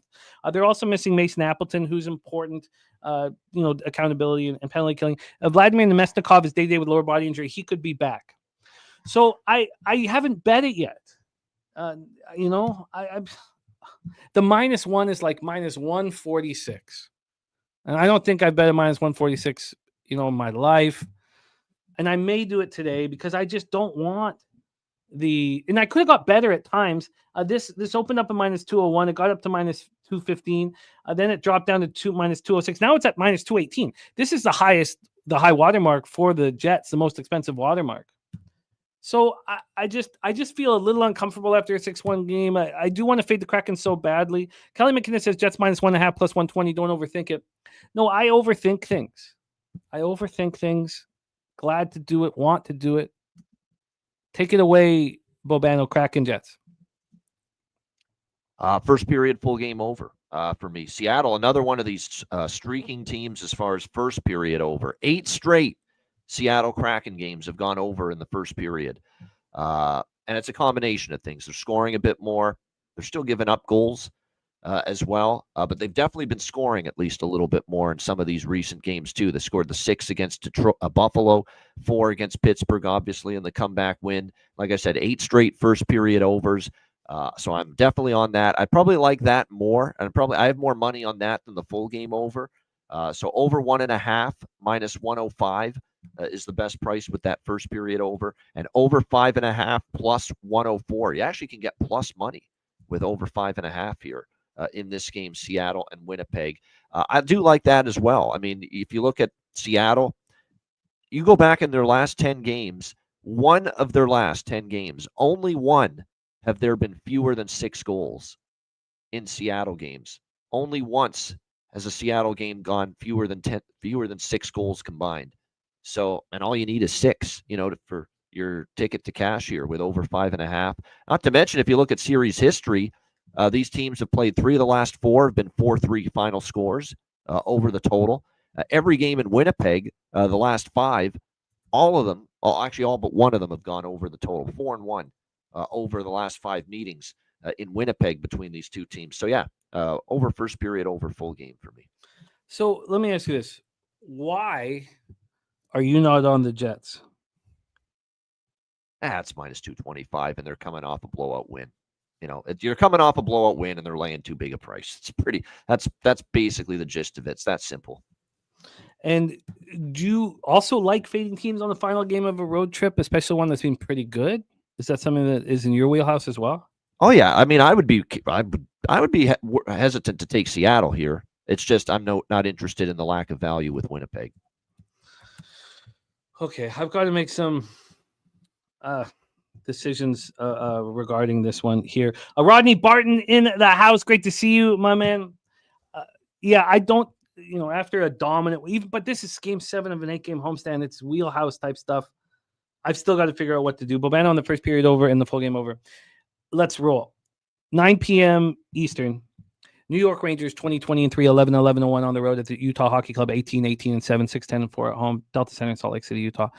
I made a point of watching every single one of the Rangers hockey games. I wanted, not only did I want to understand why they were losing, but I thought, with them playing 500 hockey and the vividness bias or the preseason power rankings bias, I was going to have an advantage. Whether or not that advantage was fading the Rangers or whether it was backing them. And I needed to make the decision and figure it out. I cashed so easily on the under 6.5 in Rangers Avalanche. It was one of the easiest bets I've ever made. And I was like, oh God, it's a 6. Watch this go up 6.5. I sat back and watched because Shesterkin is playing phenomenally well. Now he let that rebound to tie the game up at 2. The Lehkonen went to Lehkonen, he scored. He's been beating himself up for letting that rebound out. He shouldn't have let that out. But he's playing at an absolutely elite level. Karel Vejmelka, that 5th goal he allowed against the Habs, I couldn't believe it. It was just so horrific. He's playing poorly. But he's being on a really good run. But I don't trust him. I do think he's the best goaltender on the roster, even despite injuries. But he looked so bad last game. So does he have a bounce back game here? I thought the Rangers on the minus 110 line was a gift. Utah is playing poorly. The Dursey injury hurt them badly. Bortuzzo out as well. And then Gunther, losing him, has hurt their offense, hurt their power play immensely. Utah's lost 9 of 11 games. They're coming off their 2nd straight loss. and the Rangers are playing much, much better hockey. No, Ricky, there's no Cappers contest show today, my man. No. So I thought the Rangers minus 110 was a really wonderful opportunity. I bet it. Right now it's minus 114. But I also wanted the under. But I didn't want to get in the way of the money I expect to make on the Rangers. And I was like, so what do I do? How do I bet this? I was like, because I wanted the under, but I was like, no, I kept getting cold feet. I was like, well, what if it's 4-2 and the Rangers score an empty netter 5-2 and I was right and I lose? So I bet the Utah team total under 3. I used 365 for it, and it was expensive. It was minus 133. If I had to send it in or put it into offshore, it would have been minus 130. It was a 3-cent difference, so I didn't care. Utah team total under 3. The under 3.5 was minus 200. The under 2.5 was plus 125. So I bet the 3, and I think that's the best way of handling it. So I'm on the New York Rangers. I'm on the Utah team total under 3, and this is the best spot I think on the board for me. We did the money line. I don't think we did the total. Let me just grab you the total line history here right now. The total on this spot is 6 at a pick'em, and it opened up minus 1. So there's been a 6 cents of movement to the over. So I think this is my favorite spot on the board, and I've been watching this team very closely. Take it away, Bobano. Rangers at Utah. I can't believe we've arrived at this time, but we have finally gotten there with me that I'm backing the New York Rangers. It's been a while. It's been a very long time. But I've also been fading Utah at home quite a bit. Montreal the other night, and there's been a lot of times I've been going against Utah at home. And there's no doubt the Rangers are – now, are the Rangers fixed? Are the Rangers all the way back? No. But there's no doubt they're in a better headspace. They're in a better – their team game has been better, the last, I would say, 7 games or so that they've gone 4-3. They have a winning record, and 2 of the losses were in overtime to damn good Western Conference teams, Dallas and Colorado. So you can tell this team is coming out of the light is starting to appear at the end of the tunnel here for the New York Rangers. And this is a winnable game because I got Utah now 2-11, their last 13 at home. I mean, whatever home ice advantage we thought the Utah Hockey Club would have at the Delta Center, they haven't. I think they want to win, but it's not producing the results of them actually winning, on this home ice. Again, 2-11 in their last 13 home games. I think it's a winnable spot for the Rangers, too. And Shesterkin is starting to play some better hockey. You can see it. His game is really getting back to that Igor Shesterkin, Vezina caliber level. I thought he was great, even in the loss against Colorado the other night in that game. Tough loss because they were right there. They had a lead late. Lehkonen tied it late in the third, and then Devon Taves won it in overtime. So, yeah, for the first time in what feels like ages, I am on the New York Rangers here tonight, minus 112. Rangers minus 112. I'm right with you. You are locked in. And I love it. I love it. So let's roll on. We got to move quick because we still have college basketball coming up, and we got to be quick. Let's roll. 9:30 p.m. Edmonton Oilers, Colorado Avalanche. I watched the Oilers game last night. We all made a ton of money off of it, fading the Wild. And it's they're Eriksson Ek. They've got players Boldy playing well, but you take your top 3 defensemen off of a team. Those goals that were being deflected in and the goals that were coming in from in front of that, they don't happen. If their captain Spurgeon's out there, if Faber is out there, if Brodeen's out there, they fade the Wild. So what I was trying to think, okay, so I was trying, I'm watching the Oilers game. I'm watching them, I hope you guys bet them live. I couldn't get in when it was down 2-0. They scored too fast to make it 2-1, and I didn't get that in.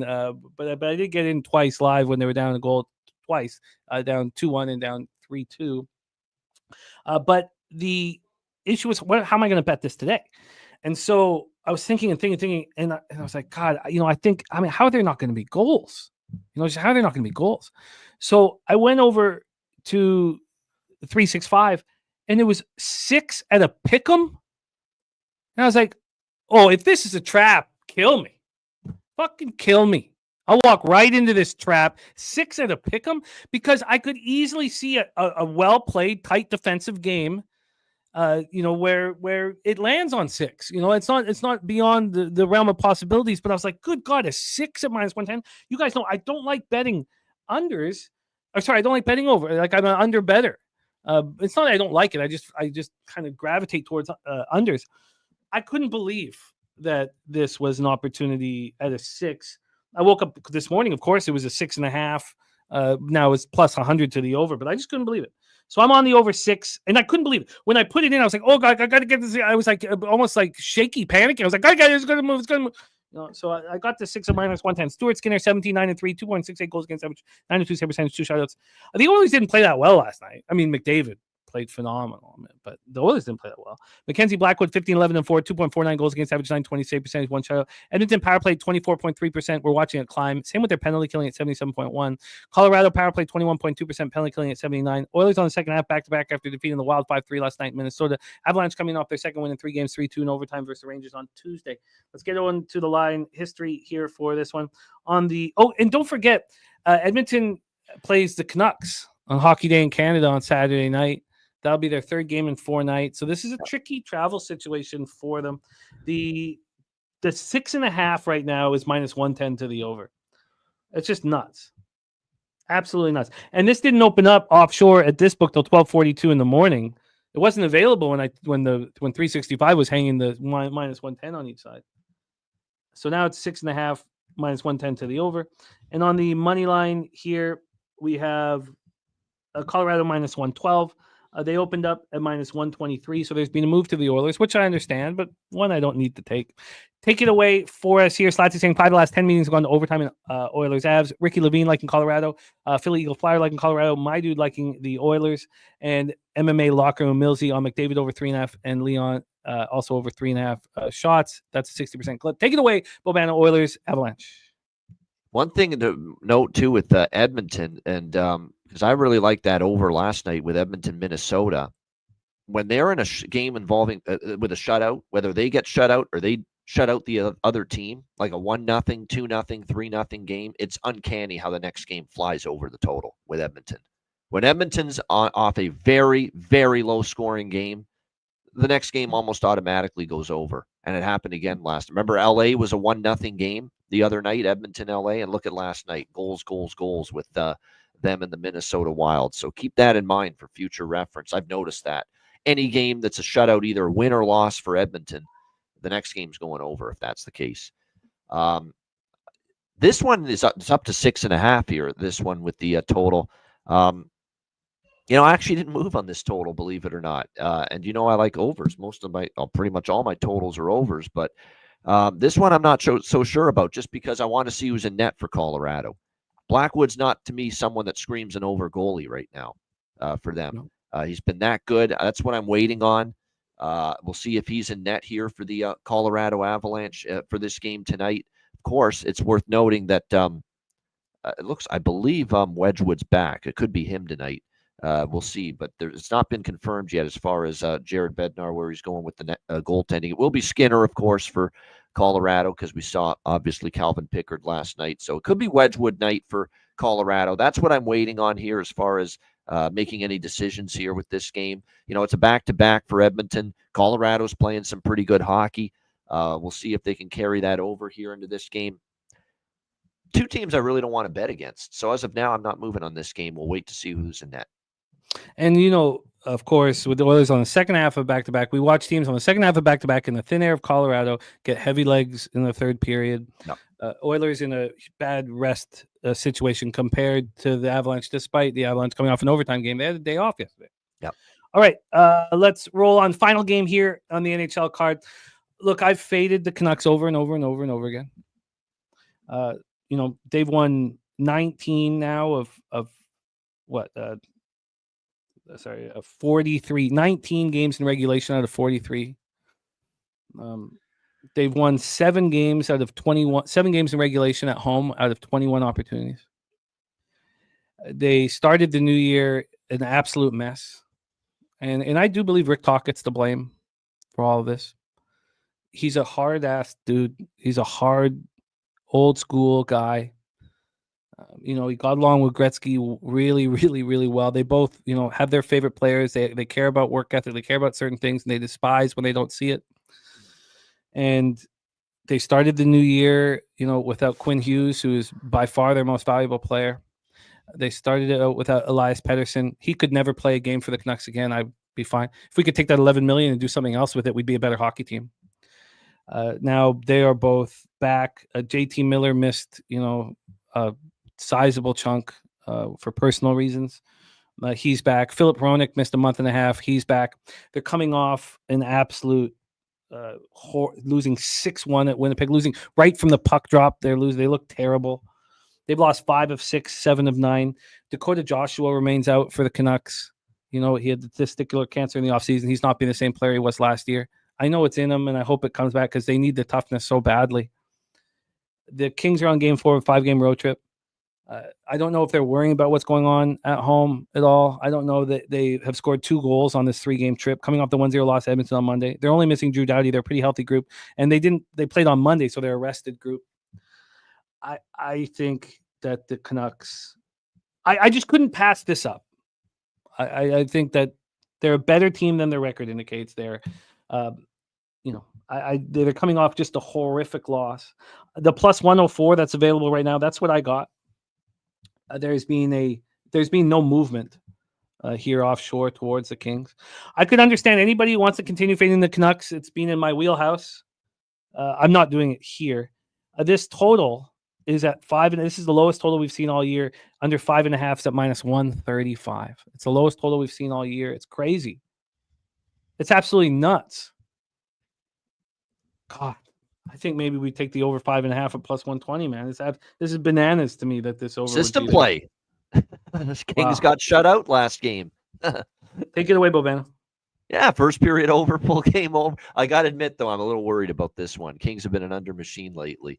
There's no doubt. They've gone under in 5 straight games. They've scored 1 goal in the last 2. They've scored 3 goals on this road trip in Western Canada so far. 3 against the Jets, Flames, and Oilers. So this might be a lower unit system play for me personally.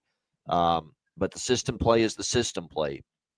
And when it has the record that it does overall on the season, which is still very strong, I believe entering tonight, it's, like I said, still been really good. You're looking at, and I'm just looking at it now. Yeah. 46-31, 40 first period over, 43-28-6 full game over with the system play this year. That's still pretty strong results long-term over the course of the season. So that's why when it pops up like this, team off a shutout loss, you bet it, regardless of how you feel. So, yeah, Kings obviously off the 1-0 shutout loss to Edmonton. Vancouver's off the 6-1 beatdown against Winnipeg.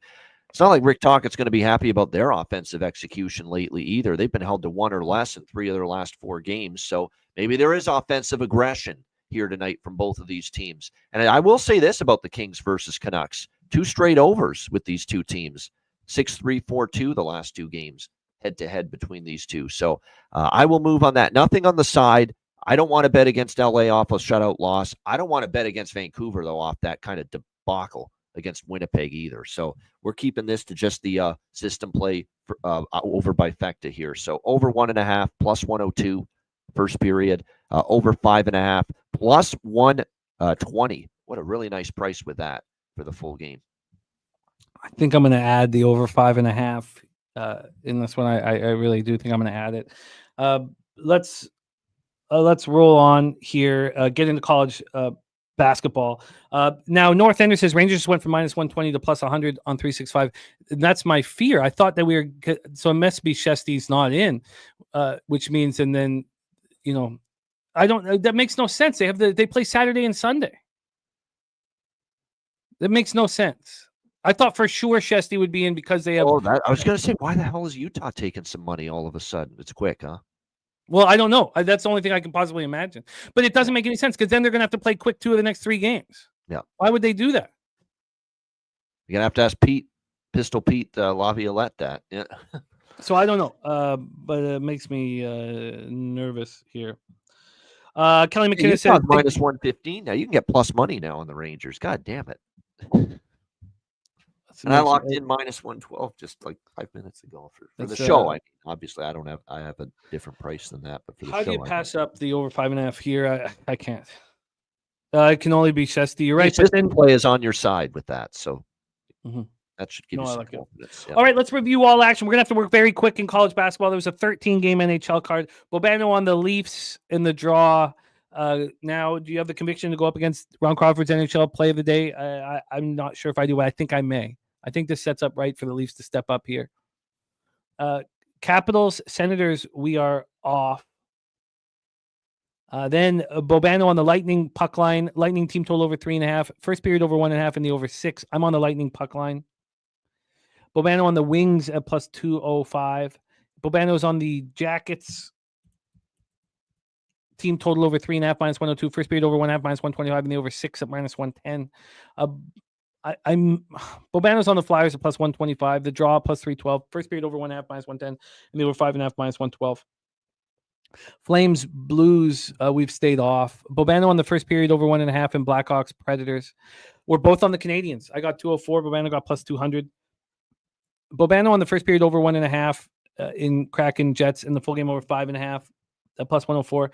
I got to figure out what to do. I may pay the price to be on the Winnipeg minus 1. I don't know. I've got to figure out what to do with that. Guys, we've been sitting there for so long. I got the Rangers minus 110. Was very pleased with the situation. Utah team total under 3 at minus 133. I thought it was my best spot. And I thought for sure Shesty would play because of the back-to-back on Saturday and Sunday, but that makes me uncomfortable. I got the over 6 at minus 110 in Oilers, Avalanche. The over 6.5 is now juiced. And then I got, and Bobano's on the Rangers too. And then I got the Canucks at plus 104. Bobano on the first period over 1.5 plus 102 in the full game over 5.5 plus 120. I want to go up against. I want to fade this idea that the Kings are going to play these ridiculously low scoring games. I want the over 5.5 at plus money.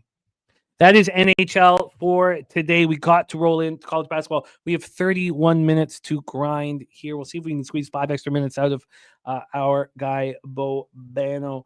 We've got a great card, so let's get to work. Let me just set up a couple things here as we move over from the National Hockey League. We're starting with the Memphis Tigers, Temple Owls. So let's get over there and set this one up. Let's move our line history over as well. And let's get the cash flow ready to go as we've not been discussing it. And let's move over to NCAAB. And, and God damn it. Okay, let's attack. All right, ready to rock. Bobano will be back in action with us here in a quick minute. Show me. There we go. Okay, we're in business. We are in business. Let's roll. We start 7 p.m. Eastern with the 18th ranked Memphis Tigers, 13-3, 3-0 in the American. At the Temple Owls, 10-6, 2-1 in the American. We are in Philadelphia, Pennsylvania for this one. Let's take a look at the line history and set up some X's and O's and then hand it over to Bobano. We have for this Memphis spot, we have Memphis right now minus 8. Minus 8.5 now. This opened up at 8. This went down. This got up to 9. Wow, this got up to 9, and then it's come back to 8.5. So we have a half-point move towards Memphis. Now this looks like an 8 everywhere else, and it looks like it's on the way to an 8 here as well. Let's get to the total. From a total perspective, we have a 156.5. minus 107 to the over. This opened up at 154, so a big move towards that over. When we get to the cash flow, we have, come on. Here we go. 35% of the tickets on Memphis, 29% of the cash. Interesting. Just 35 and 29, and the lines move towards them. On the total, just 48% of tickets and 47% of cash on the over. And yet this is climbed 2.5 points. Memphis on a 4-game winning streak. They just come off beating East Carolina at home and didn't look very good doing it. They were 12.5-point favorites. They won by 4. They shot poorly, 41% from the field and 26.1% from 3. Temple bounced back from their loss at East Carolina. They lose 80-79 there, and they face Rice, and they defeat Rice in a tough one, 73-70. It was a pick 'em, and they took care of business. They shot 50% from 3 in that victory. Take it away, Bobano. Our first game on the board: Tigers, Owls in Philly. Yeah, I like Temple here. I'm going against this move. Memphis is an overrated team, overvalued commodity right now. They're not a team I trust laying points. They're 2-4 against the spread their last 6. They snuck past North Texas and East Carolina their last 2 home games. Now they're going on the road where they've been good at times. They beat Florida Atlantic big. They beat Clemson on the road in overtime. They also lost at Virginia on the road. Let's keep that in mind as well. And Virginia's not that great, especially offensively yet again this season. Temple is starting to pick things up. Slow start to the year, but they've covered 4 straight. All the recent losses, they've been competitive. 6-point loss to a very good Rhode Island team on the road, 1-point loss at East Carolina, and then every other recent game they've won. You look at last year here at Temple, it was a 7-point win for Memphis. It was a pretty competitive game. Temple hung in it. So I think you've got an undervalued team versus an overvalued team in the point spread right now. So I'm taking the undervalued commodity, the Temple Owls, plus 8.5. Temple Owls plus 8.5. Minus 110. I've noticed this year, and I've backed them twice in these situations, that Memphis has stepped up on the road, 4-0 on the road, beat UNLV 80-74, beat Clemson in overtime, beat Virginia, and then demolished Florida Atlantic. Does that play any part? Does that concern you at all? Does that play any? Because I've liked backing them, and they're coming off a game where they played poorly and shot poorly, and Temple just shot 50% from 3. Does that concern you at all, or are you going into this with few concerns? No, I think there's reason to think Memphis can show. Like, Memphis destroyed Florida Atlantic. There's no doubt, but I don't think Florida Atlantic's as good as they were last year. And meanwhile, Temple, like I said, this is a team that's supposed to be pretty decent this year, pretty a solid team. They didn't play like it early in the year. They're also 6-0 at home. Let's keep that in mind. There's been a good Liacouras center. You remember going back to the days when Fran Dunphy coached here. Temple played pretty well on their home floor. You can go back even further to John Chaney. Way back when, I'm dating myself now mentioning John Chaney, the legend at Temple, who was the head coach there a long, long time ago. But they've usually been a pretty solid home team. They only lost by 7 against Memphis on this floor last year. You're now getting 8.5. This was actually not a play for me initially, but now with the added line value now on Temple, I like that. I also want to get in on the over. I should mention that. I'm going to add the over here as well. 155.5 minus 115. Temple's on an over streak, and it's coincided with this run they've been on, pushing tempo a bit more, scoring the basketball, and shooting the ball much better. 5 straight overs for them. You're going to get pace in this game as well. So, yeah, over 155.5 minus 115. We will add that as an official play in this game as well. And what was the juice on Temple plus 8.5? Just minus 110. Okay, you are locked and loaded. Let's roll. Next up for us, we head to the Big Ten. 20th ranked Michigan Wolverines, 13-3, undefeated in the Big Ten at the Gophers, who are 8-9, have yet to win in the Big Ten. 0-6 at the Williams Arena in Minneapolis. 4 straight losses for Minnesota. Some have been better than others. I mean, losing 89-88 in double overtime versus Ohio State. I took a ugly L when I backed them against Purdue to start this losing streak. They lost by 20 at home. They go to Wisconsin and get absolutely demolished 80-59. They look a little better versus the Turps in that 77-71 loss. They were 15.5-point dogs there, but they had to shoot 47.1% from the field to be in that game. Now, they were up at halftime, but a very difficult team to trust. Michigan has been dominating, whether it was the California trip where they took out USC and UCLA back-to-back. Then they come home and beat Washington 91-75. Of course, that doesn't tell the whole story to that basketball game. They were in control I mean, they were only up 10.5, but it certainly felt like they were in control throughout that whole game. Let's get into the line history. This total is at 144.5. It is not moved from the opening. I mean, it's moved a little bit at times, but it's right back at the 144 with juice. And we get to the spread here. Oh, sorry, it's a pick'em. That 144.5 is at a pick'em. And when we get to the spread, Michigan's -10 at -106. That's exactly where this opened. There's been a 2-cent move actually to the Golden Gophers. When we get to the cash flow, 46% of the tickets, 57% of cash on Michigan. So it's a 50-50 proposition. 46% of tickets, 46% cash on the under. Take it away for us, Bobano. Game 2 on our board. Wolverines, Gophers.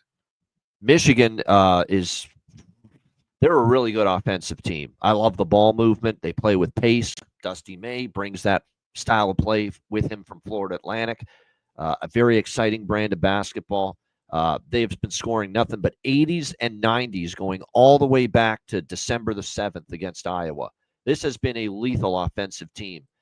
And it's everybody stepped up, whether it's Damari Burnett, Roddy Gale, Golden, Danny Wolf, Trey Donaldson. They've got a bunch of different guys that can fill up the net for Michigan, and it's very difficult to defend. They've been a scoring machine. I don't know if Minnesota's got the defensive chops to slow them down. There's a Minnesota team that gave up 81 at home to Purdue, and I don't think Purdue's nearly as great shooting as Michigan. They got Lawyer and they've got Braden Smith, but I don't think they have the 5 across the floor that can just hurt you like Michigan does. So I don't know how Minnesota's slowing them down. I know they were competitive, covered as a home dog against Ohio State, 89-88. They did play better at Maryland on the road their last game, lost by 6. So I don't know about laying the 9.5, but I look more at the team total for Michigan. It's 76.5. Why can't they get 77? They've been getting 77 with relative ease in every game since early December. So for me, Jimmy, it's Michigan team total over 76.5, -115. I'm also going to bet the full game over here, 143.5, -110. Michigan's an over machine, 4 straight overs, 7-1 to the over their last 8 games. But Minnesota's starting to pick things up offensively. 88 against Ohio State, 71 against Maryland. After starting the season really struggling at the offensive end, you're seeing Minnesota start to make some shots. So I think they can contribute to the game going over the total as well. So it's a split bet here. Michigan team total over, full game over. Locked and loaded, over 76.5 and the over 143.5. Ricky Bobby on Michigan. Zoe Fay liking the Michigan team total over. Super true story on Minnesota first half. The Juice liking Gophers at home. And T-Moss also on the over. The teacup capper has Michigan double result. Says he'll take the 9.5. He's also on the over one. The reason I don't like the 9.5, I could see 80-73 Michigan. That's a plausible final score to me because I think Minnesota is showing signs of life offensively here the last few games. So that's why I definitely like the team total over more than the -9.5. Let's roll on. We head to the Big South next. I like to try to touch all the conferences or as many as I can, and we've done an okay job of that with this schedule. High Point Panthers, 15-4, 3-1 in the Big South. At the Longwood Lancers, 13-6, 2-2 in the Big South. Joan Perry Brock Center in Farmville, Virginia for this one. We have Longwood having their 2-game winning streak snapped. Now, those wins were at home. The losses have been coming on the road. That was the situation on Saturday when they lost badly to Winthrop. They were 2.5-point dogs and they got annihilated. They were down 53-30 at halftime. They showed a little bit of heart in the second half, but Winthrop had taken their foot off the gas pedal. A very ugly performance for Longwood, and now they come back home. High Point coming in here, they have common opponents. So Longwood on the 4th of January, they faced Charleston Southern. They beat them by 5. They were 9.5-point favorites. It wasn't very impressive. Charleston Southern has been getting better as the season has gone on. High Point took them out 93-79 4 days later. Took them out very comfortably. They were 8.5-point road favorites and beat them. The next common opponent we have here is UNC Asheville. UNC Asheville. High Point goes to UNC Asheville. Asheville takes the win as 3.5-point dogs, and it was a very high-scoring game. They win 103-89. 99, and High Point shot poorly from 3, and it cost them the game. For Longwood, they at home took out UNC Asheville comfortably, 85-76 before the debacle against Winthrop. So we have High Point playing on Saturday. They dominate Gardner-Webb, absolutely dominate them, 96-55. They're up 53-23 at the half. We have two opposite situations where we have High Point coming in after dominating Gardner-Webb, Longwood coming in after getting beaten badly by Winthrop. It makes me like the Lancers at this spot, but the Lancers right now opened up +4. They're now +4.5. That's at a pick 'em, so it's a half-point move against Longwood, which isn't appealing here. And then from a total standpoint, we have a 151.5 heavily juiced to the over. I see 153s and 153.5s. This just moved to 151.5. No, moved an hour and 10 minutes ago. Now it is heavily juiced to the over, so maybe, well, not that heavily juiced. So it is maybe a 152, but it's much lower than the other books are holding. Take it away, Bobano. Panthers, Lancers, and Farmville. Yeah, High Point. We remember what High Point did last year. Really, really solid basketball team. The High Point squad. Longwood Lancers. See how they match up here. You look at the head-to-head. I've actually given High Point some grief, and you remember last year they actually played each other in the I believe it was the conference tournament. It was, and it was 80-79 for Longwood, beating High Point in overtime, winning outright as 7-point dogs. This is their first meeting since then. I think High Point remembers that, and I think there's a reason why you're seeing them now a 5.5-point home favorite, or 5.5-point favorite here in this game against Longwood. 5.5-point road favorite. I mean. I like the way they're playing, obviously. They're coming off back-to-back dominant wins against Charleston Southern, Gardner-Webb, winning both of those games. You look at them in the road favorite role.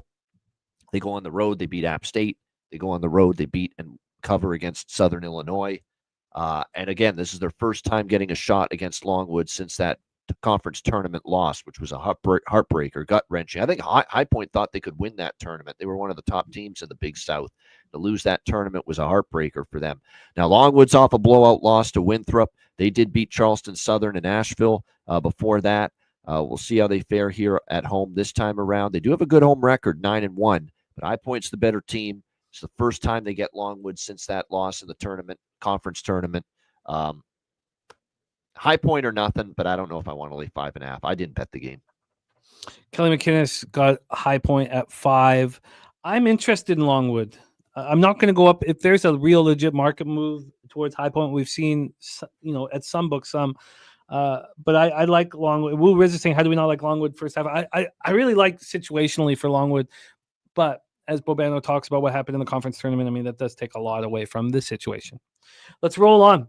We have next up Elon Phoenix, 12-5, 3-1 in conference at the Drexel Dragons, 10-7. They are just 2-2 in the Coastal Athletic Association. We have Elon bouncing back from that loss at William & Mary. Look, William & Mary playing really good basketball. Elon bouncing back with a very comfortable 81-68 win at home against the Campbell Fighting Camels. They were 7.5-point favorites. They won by 11. They dominated. Campbell played real clean basketball, but just couldn't score. Hurt them. And then Drexel here coming off a overtime loss, a snapped their 2-game losing streak. This was at home against Towson. They lost 93-82. They got dominated in overtime.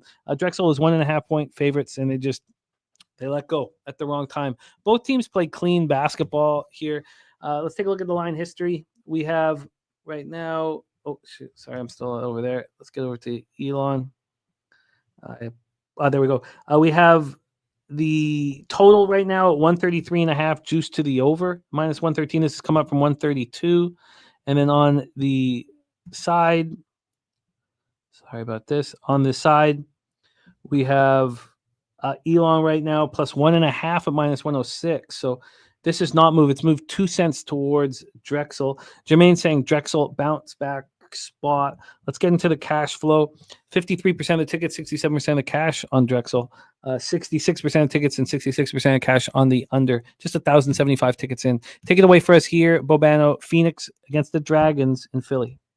Yeah, this Elon Phoenix team, I mean, they were, from a point spread standpoint, they were on an absolute fucking tear for a long time there. And they're still 11-3 against the spread on the season. But there were a couple that they've, fell short. They were bigger favorite against Hampton, win but not non-cover. And then they lost to William and Mary 78-65. They bounced back.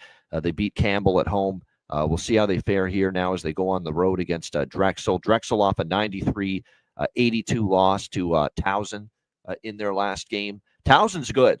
Pat Scarry, great coach. There's a really good team in this conference, Towson, so I wouldn't punish Drexel too much for that. They did win before that, back-to-back games against Stony Brook and North Carolina A&T. I think when you look at this particular matchup, Drexel's owned it. They've won 5 of the last 6 between these two teams. They've also covered 5 of the last 6 here versus Elon. Kind of feels like it is a nice little spot here potentially to back this Drexel Dragons team here in this matchup against Elon. Again, Elon, it's not easy to back or bet against, Elon, because of the grade 11-3 ATS streak this year.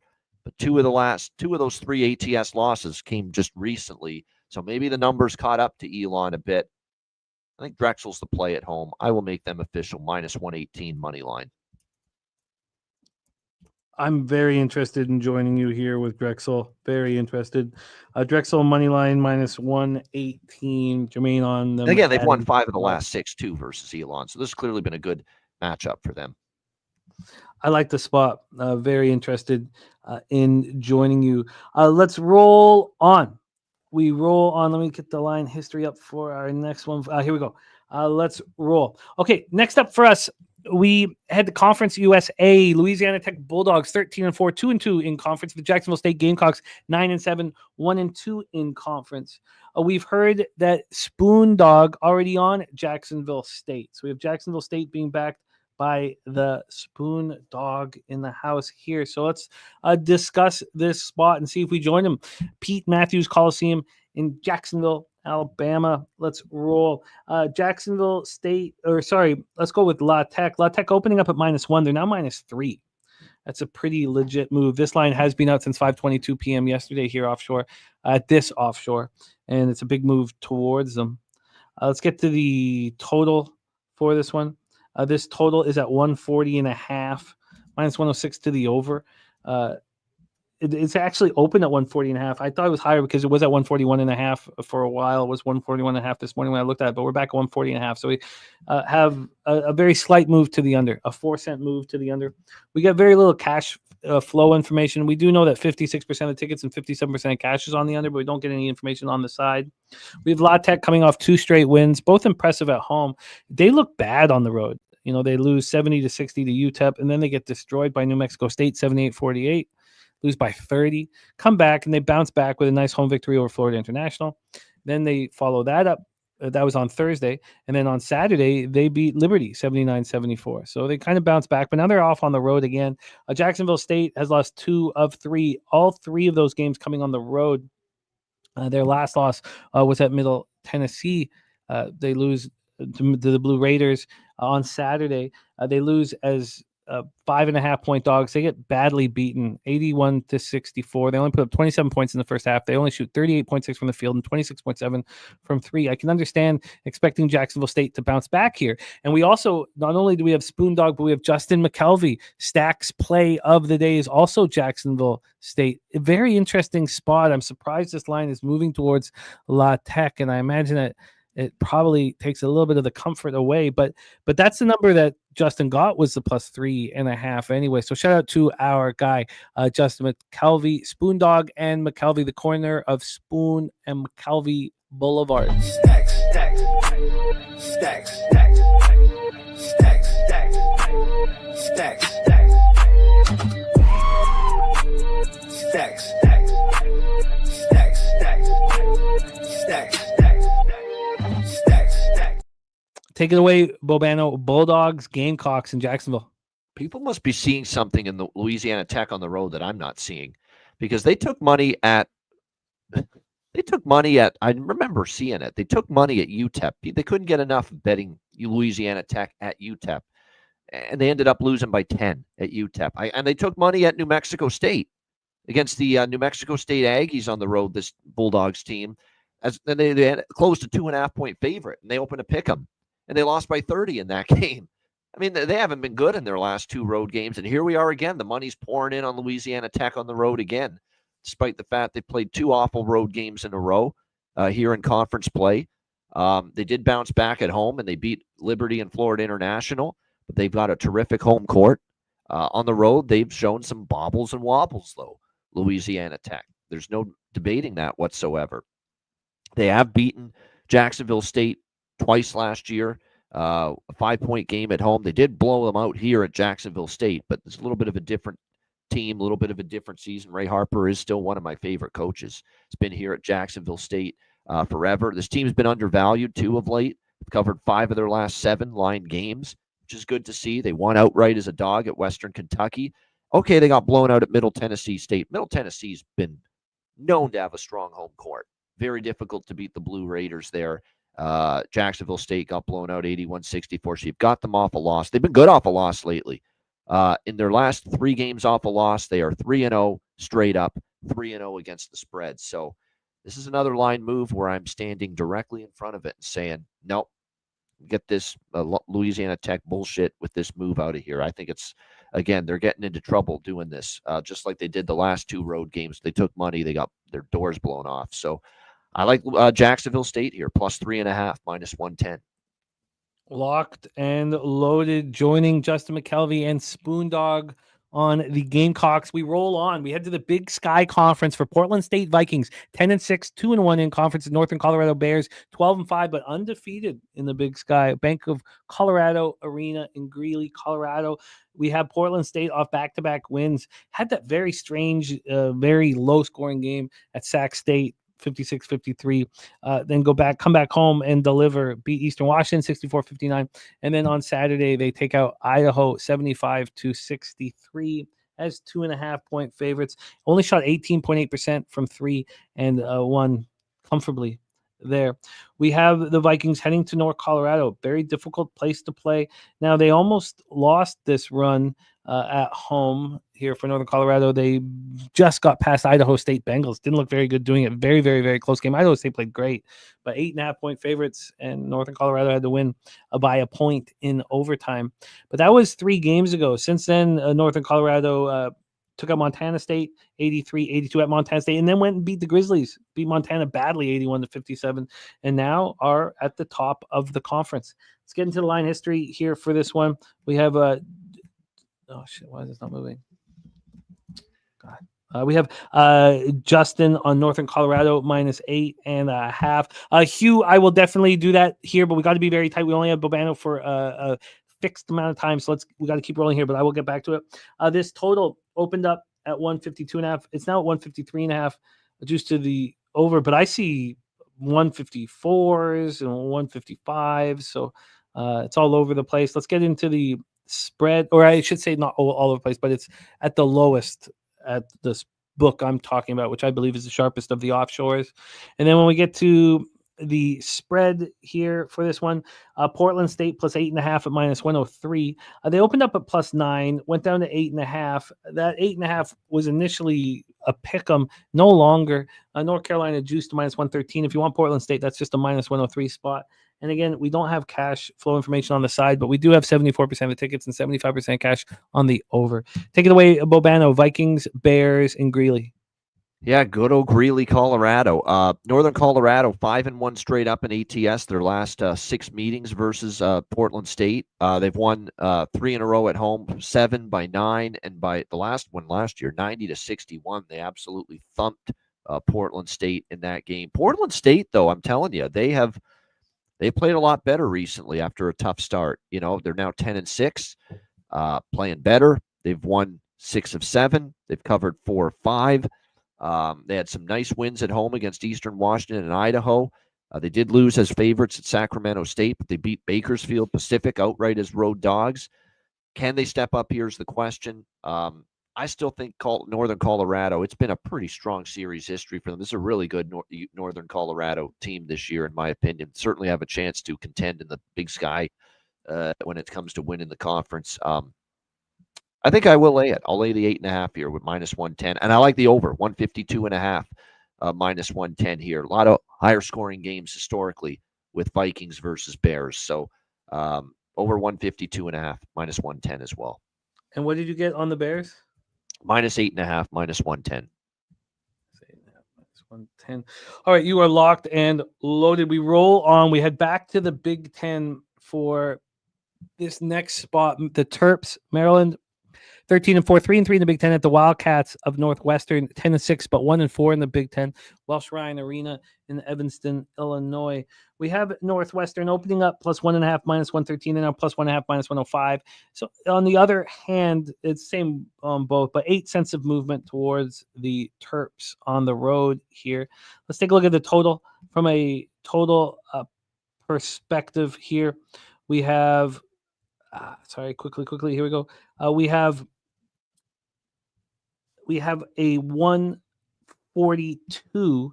This is higher than other books. I see 140.5, I see 141s. This moved up to 142 about an hour and 10 minutes ago. So we're back to from whence, man. This opened up at 142 to pick them. We're back at 142, but it is minus 120 to the under. From a cash flow perspective here, we will get full information on it.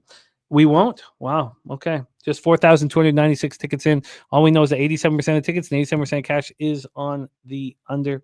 Terps have had back-to-back wins since losing at Washington and at Oregon. Losing at 6 at Washington, by 4 at Oregon. They beat UCLA at home 79-61. And then we talked about that Golden Gophers game where they kind of underwhelmed in that 77-71 victory. Now they head back out on the road and face a Northwestern team that's lost 3 straight. They lose at Penn State 84-80. They lose at Purdue badly 79-61. And then they come back, and on Sunday they face Michigan State. They lose by 10 as 2.5-point dogs, and they looked horrible in this basketball game. Down 47-28 at the half, shot 35.6 from the field and 20% from 3. God, it feels like a must bounce back spot, but is it? Let's hear what Bobano has to say. Terps, Wildcats, and Evanston. I think it is for Northwestern tonight. You look at, I know they've lost 3 in a row, and first thought was, wow, they're really struggling. Can I really trust them? Well, they lost at Penn State, and the game was pretty close, 84-80. They were competitive. They got blown out at Purdue, but Purdue does that at home to everybody, and Purdue's pretty good. And we saw what Purdue did last night on the road against Washington.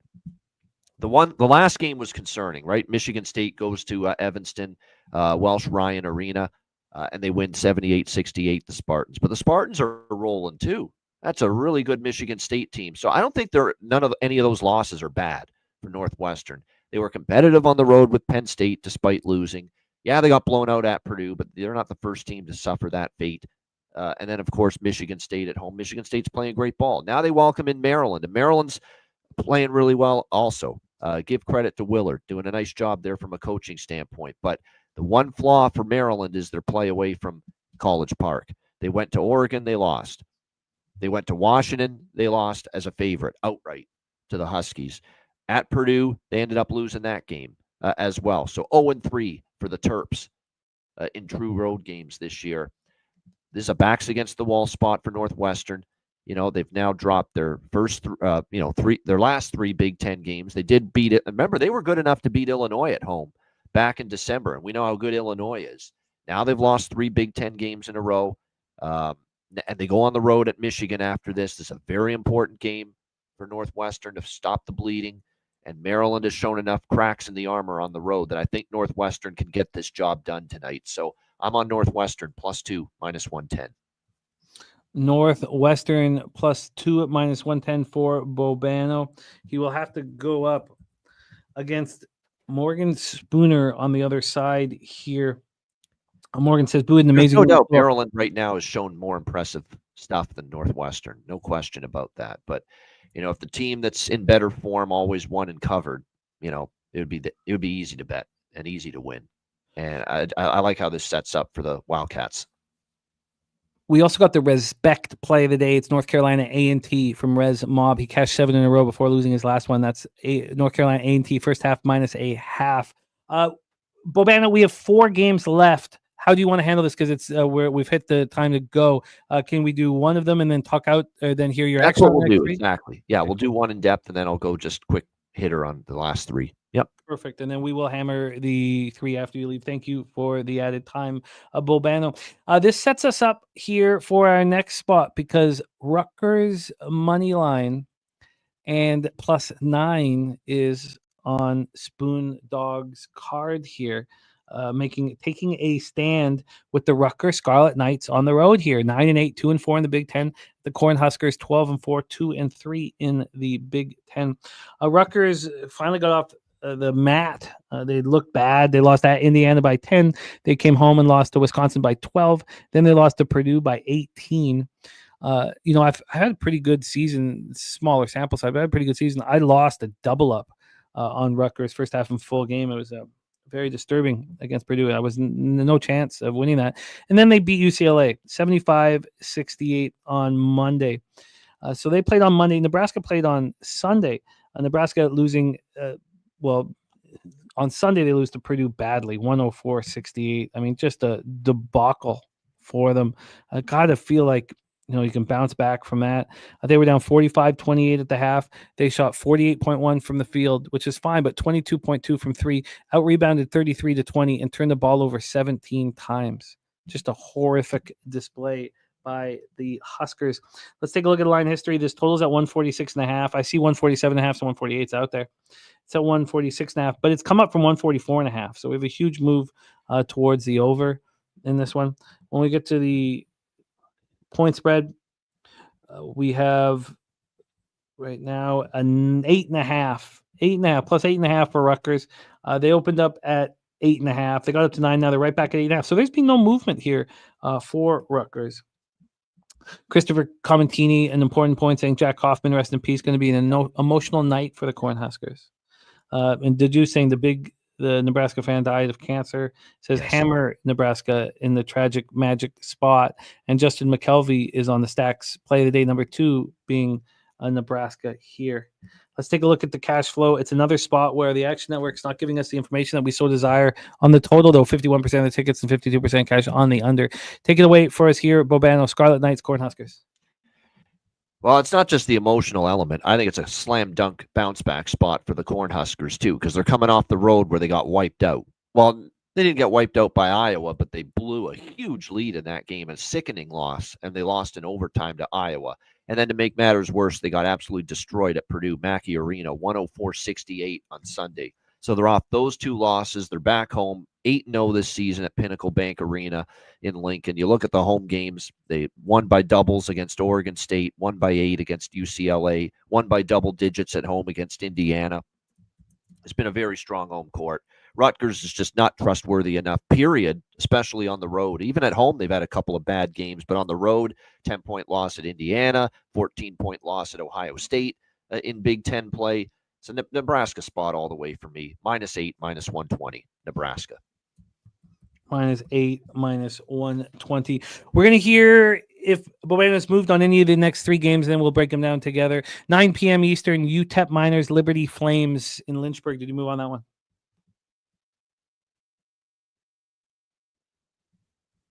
Yeah. Okay. Oh, there we go. Sorry, I was just blanking out there. UTEP and Liberty. Liberty. I like UTEP here. Let's go mining for profits here. Give me UTEP. I mean, Liberty to me is not as good as they've been in the past. They've had some decent moments. I'm not ready to trust them laying bigger numbers. They haven't always been good laying these moderate numbers. I'm on UTEP here, +8.5, -115. UTEP +8.5, -115. Then we head to the Big West for our next spot. UC Riverside Highlanders at UC Santa Barbara Gauchos. We're at the Thunderdome in Santa Barbara. Did you move on that one? All we want is to be on the Thunderdome. I got to sing that when we were talking about Santa Barbara here. Cal Riverside, I like them plus the points here. Riverside, I think it's a competitive game. Riverside has shown a little bit more inconsistency is the word the last few games, but I think they match up decently here against this Santa Barbara team, getting a decent number here. I will go with the Riverside Highlanders in this Big West matchup, and I've got it at +6.5, -115. +6.5 and -115. Then we close in Corvallis, Oregon State Beavers hosting the number 16th ranked Gonzaga Bulldogs. Did you move on that one? Gonzaga, I took Washington State against them, and Washington State covered. Now you're laying 9.5 here. Washington State's been, or Oregon State, I should say, been, kind of all over the map this year. Although that being said, Go look at Gonzaga laying points lately and look at their point spread record of lately. It's not been good at all. I just don't know if I'm getting enough points, though, with Gonzaga. And I do feel Oregon State could struggle against them because they've had some ugly results against some of the better teams on their schedule. So Gonzaga's been a nightmare ATS lately. They've been terrible. So I'm not laying it with Gonzaga, but I don't think I trust Oregon State in this matchup enough to take the Beavers. So I'm going to stay off this one. Staying off. Bobano, thank you so much for all of your time, angles, effort.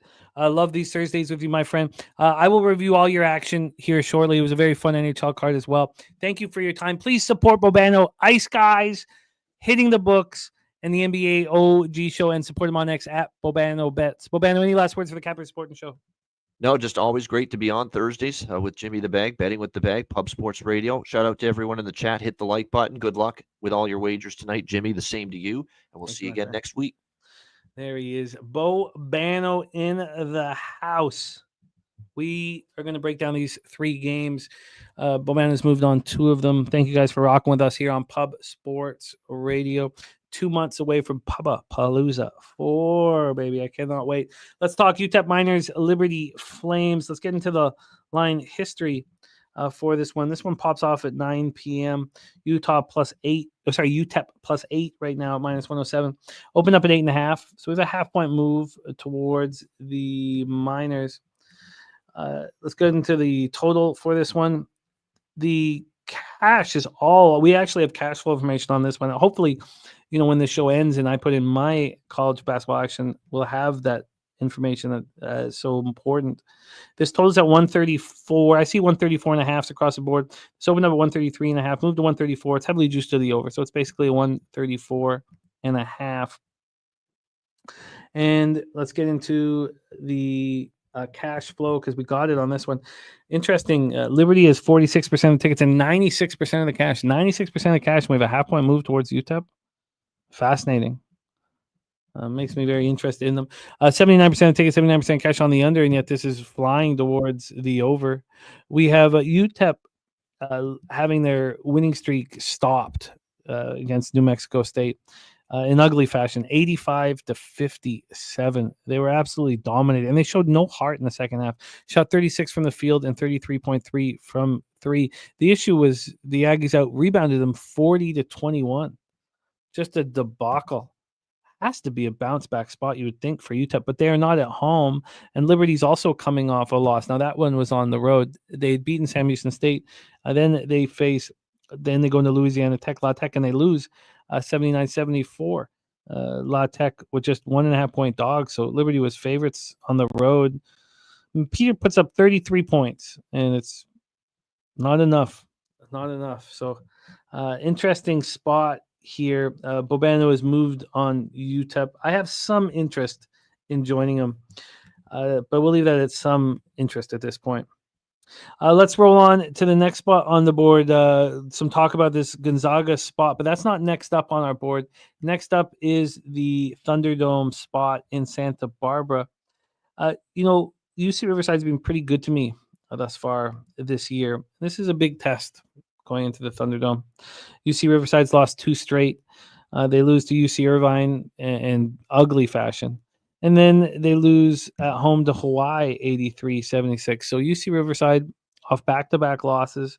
They were 2.5-point favorites at home. Hawaii shot the lights out in that game. 54.7 from the field, but 58.8 from 3.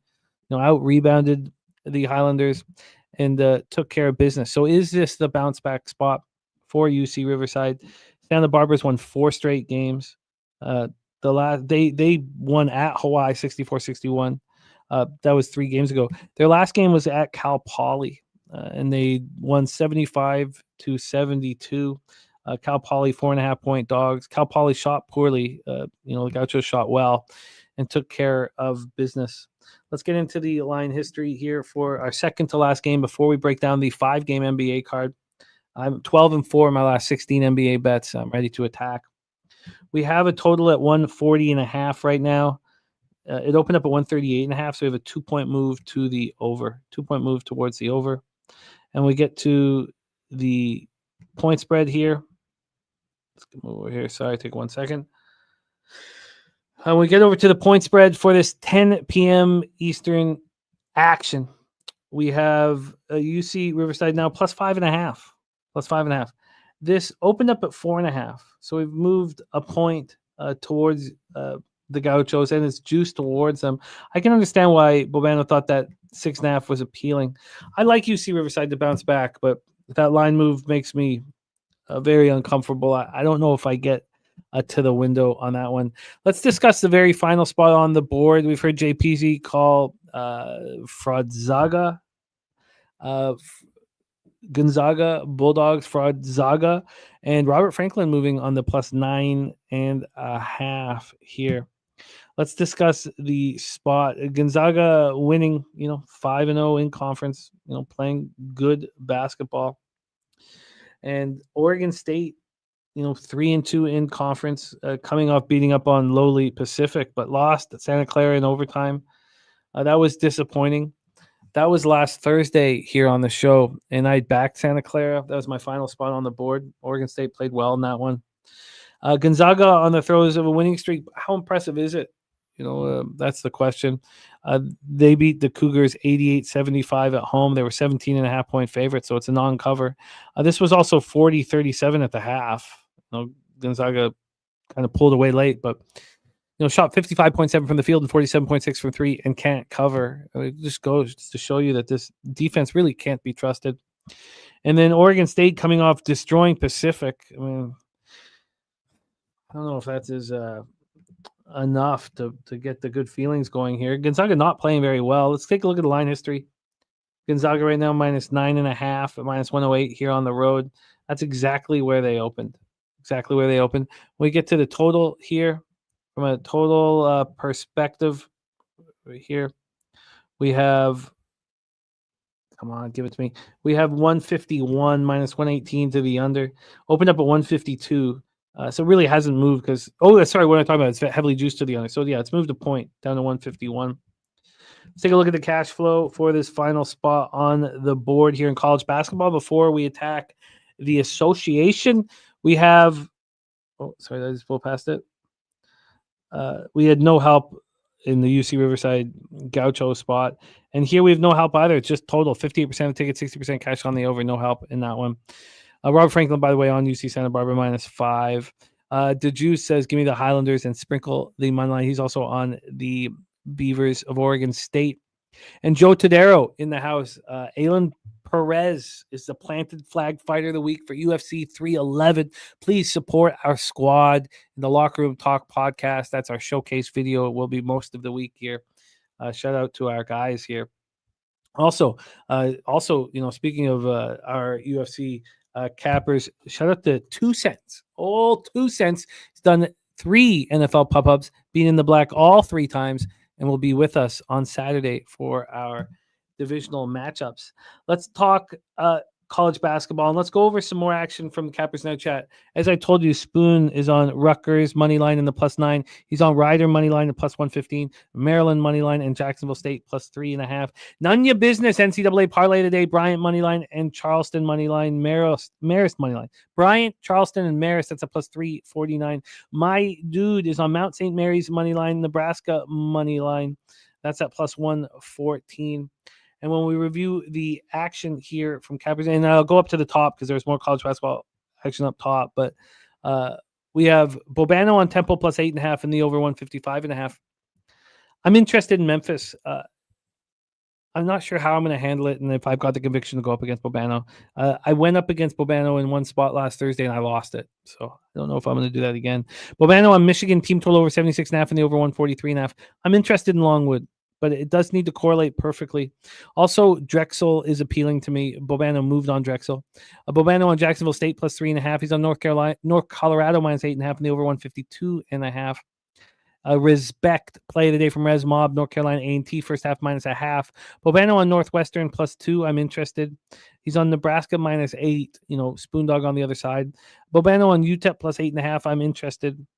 And he's also on UC Riverside plus 6.5. That is our college basketball for Thursday, January 16th. We roll on. Dom Play in the house. I'm going to have to sit with all this information. I've had a strong season in college basketball, but I'm coming off a losing week in college basketball. So I'm only 35-29 at 54.7% plus 3.16 units, ROI plus 4.94%. So I'm going to have to sit with all this. I wouldn't, I just got to keep working with the system that has succeeded for me. Jay Peasy says, I know Oregon State got up for Oregon, but they played no one at home for that 10-1 home record. Colorado destroyed them. They will get it for Gonzaga, though. Tough call, says our guy, Jay Peasy. All right, we move on it to NBA, and I have been rolling. 12-4 on my last 16 bets in NBA with you guys. So I've kept my sample size small. I could open up a lot more, but I'm trying to be better. Just be better at everything that I'm doing capping wise. And for so much of my career, I think I've bit off more than I can chew. And so I'm really trying to focus when I'm here with you guys, when I've got an expert like we have coming on with me, and it's been working. And I fear the NBA. I fear capping the NBA, and I love it. And it's been hard kind of keeping it tight.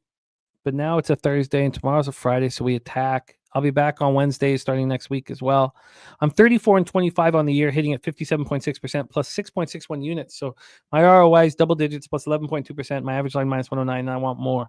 I want more money. I want it now.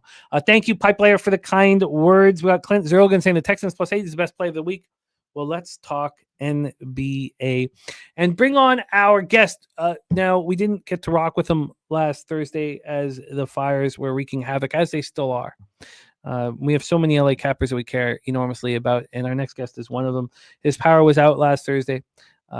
Things are getting better in some spots, and we're very thankful to have him rocking with us. So please, without further ado, welcome our guy from Los Angeles, California. We got It's Derl in the house. Derl, what's good, man? How are you? What's going on, brother? Good to see you. Good to see you, man. I am out and about. It's still kind of crappy out here. And I am just happy to be back, man. Sometimes, when you're in sticky situations, it's good to kind of get away from that for a while. And what better way to do it than talk about sports? Absolutely. So yeah, it's been kind of crazy. Right now, I've got if you keep in your prayers on your own time, got twin cousins and an infant cousin in a hotel. My infant cousin is he's on a nebulizer, and the treatments aren't seeming to work, right? Because the air is just so bad. So they're out in the Altadena area, and fires have been pretty much contained for the most part. But now it's just a matter of seeing, okay, what are they going to do? They had to evacuate their house, and so it's just a lot going on, man. As far as just stay close to the ones you love, man. Hug them tighter, and you never know when shit's going to hit the ceiling. This is where we are. We're thinking of you. We have been thinking of you. You're getting a lot of love from the Cappers in the chat. Appreciate it. We're just obviously very concerned for the fam, so we'll be sending love and thoughts and all that. And we're very thankful to have you here rocking with us, Darryl. Appreciate it, man. Appreciate it. Well, let's get to work, man. Let's get to work. This card is a little different, and the last time I was on, I just got mauled, man. What a day. What a day. It was a bad day. So I want to get back on track, and there's some spots that I do like, some spots that don't make sense to me. So let's talk about it. A Pipe Player also saying that his youngest on nebulizer treatments as well. So he's sending prayers and support.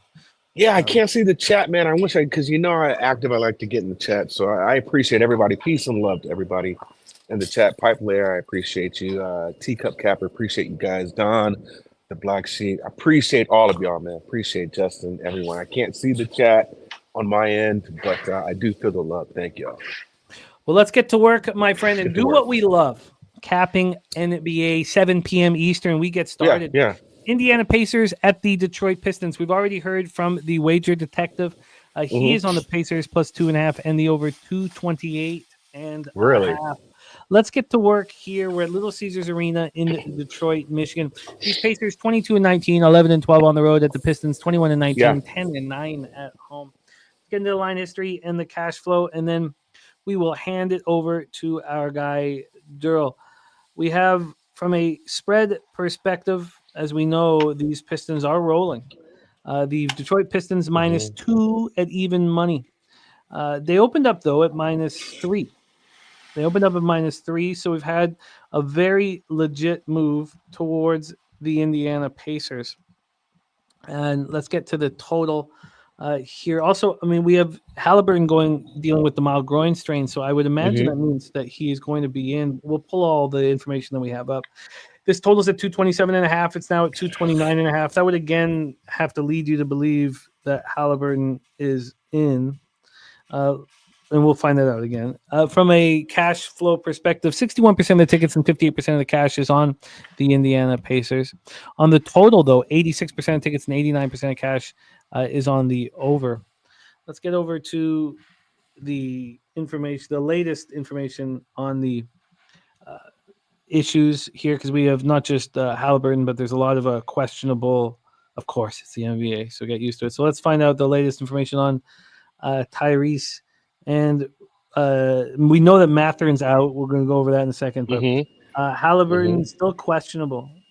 But I mean, God, that market screaming that he's in? I mean, last thing you want to do is make a move without knowing for sure. And Naismith also questionable. You know, we haven't seen Naismith in, God, what, 2.5 months. So Forever. Yeah, we'll see if he is in business here. Chill Will, it's wonderful. Chill Will, Lil Domo, very close friends of the show and the channel.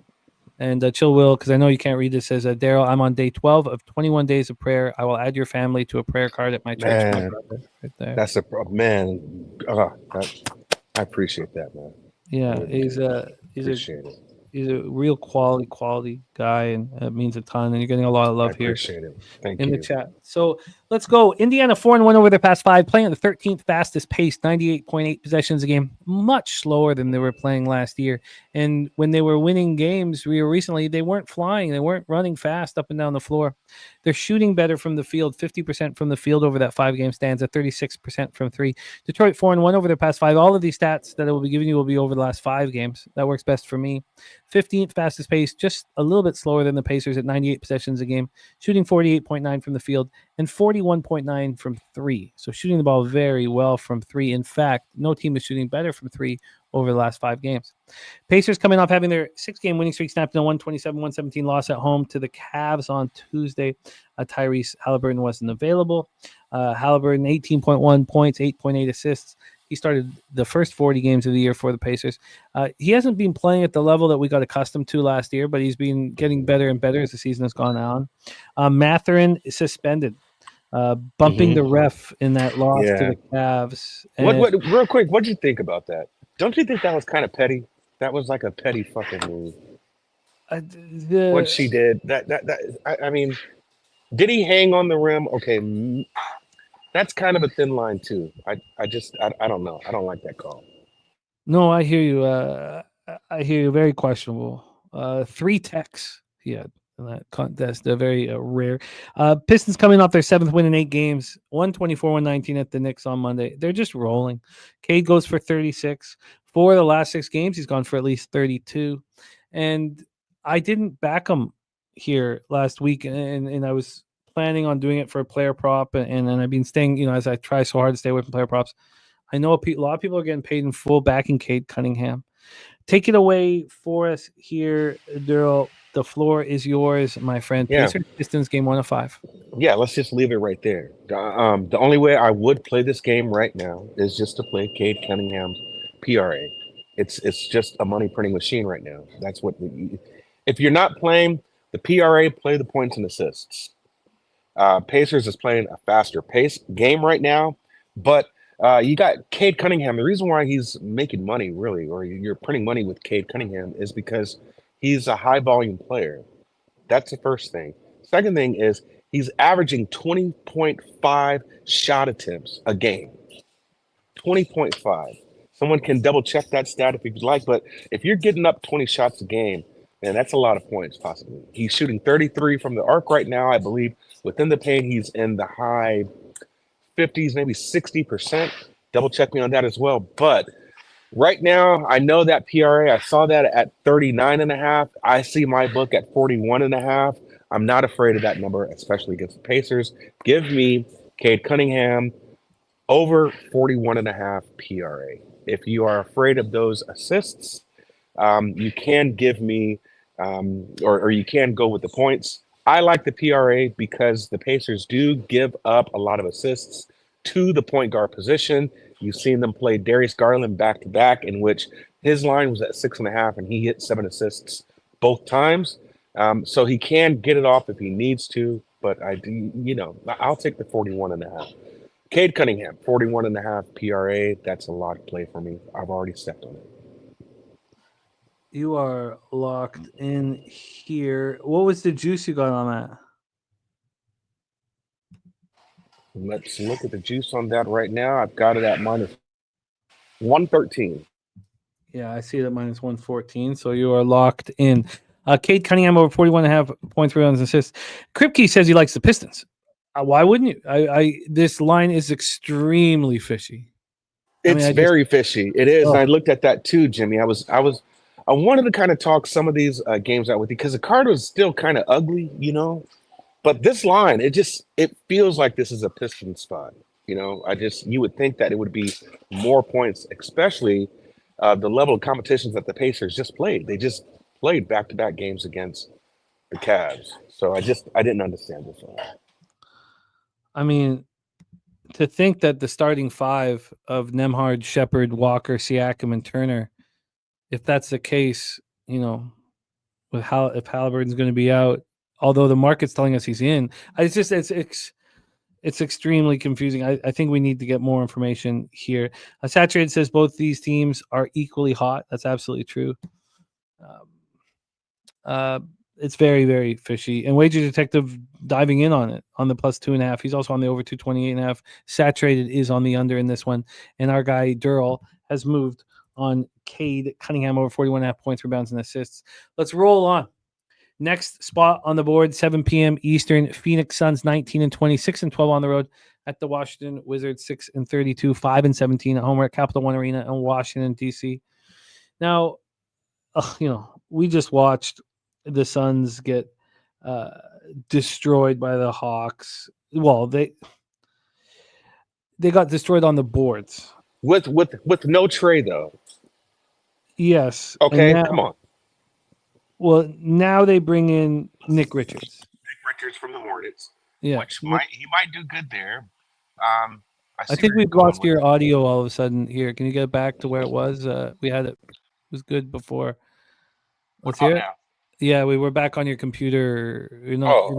Okay. Wait. No, you're good. You're back. It's back. I'm good. Okay. Yeah, you got Nick Richards and you benched Nurkic. I don't understand that, but okay. Well,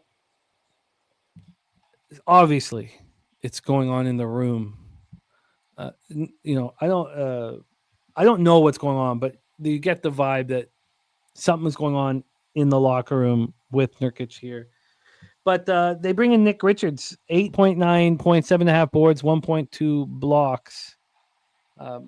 So, he can help. But to think that Booker hits 7 threes and goes for 35, KD goes 31, 8, and 6, and you'll lose a basketball game, just shows the kind of basketball team that you're dealing with. Now, this is also a tricky situation. We have KD, of course, born in Washington, D.C. He has stepped up often in the situation. And then you have Bradley Beal, who played 11 years there, but he has an ankle sprain. So his availability is in question. So let's take a look at that. So Nick Richards is out, Nurkic is out, Beal is out. So that's set in stone here. So you're going to get a lot of Plumlee who can run the floor and do little else. Let's take a look at the situation line history, cash flow, and then hand it over to Darryl. This total is at 231.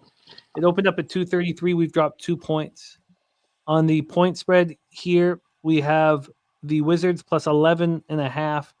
They opened up plus 10.5, and it got down to 10.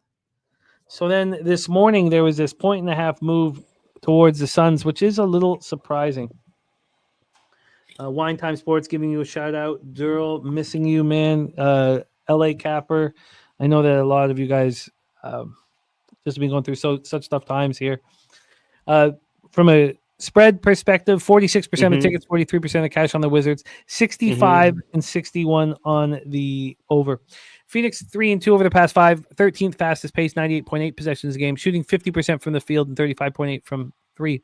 Wizards are shooting the exact same from 3, almost 35.6%, but they're shooting 41.8% from the field. Horrific. They're playing slower than they have been playing. It's still the 5th fastest in the NBA, as the pace in the entire league is slowed down over the last little while. 100.6 possessions a game is 5th fastest. If you went back 2 months, 100.6 possessions a game would be 11th fastest or 12th fastest. So all the teams are slowing down a little bit here. And Dan Kelly has a question for you, Darryl, that we will discuss here. But he says, what a great take on Cat going back to Minnesota. Says, thank you for putting money in my bank there. Yeah. Our guy, Dan Kelly. So let's roll here. Suns coming off having their 3-game winning streak snapped, of course. We talked about that. We talked about bringing in Nick Richards. That was the Suns on the road. They can't be trusted. If this was any other city but KD's hometown, now Beal's not in the lineup, maybe this becomes easier. Jay Peasy says meeting Darryl was a highlight of Pub 3 as well, by the way, from our guy. Hey, I can't, and listen, I cannot wait to see you guys in 2 months, man. I cannot wait either.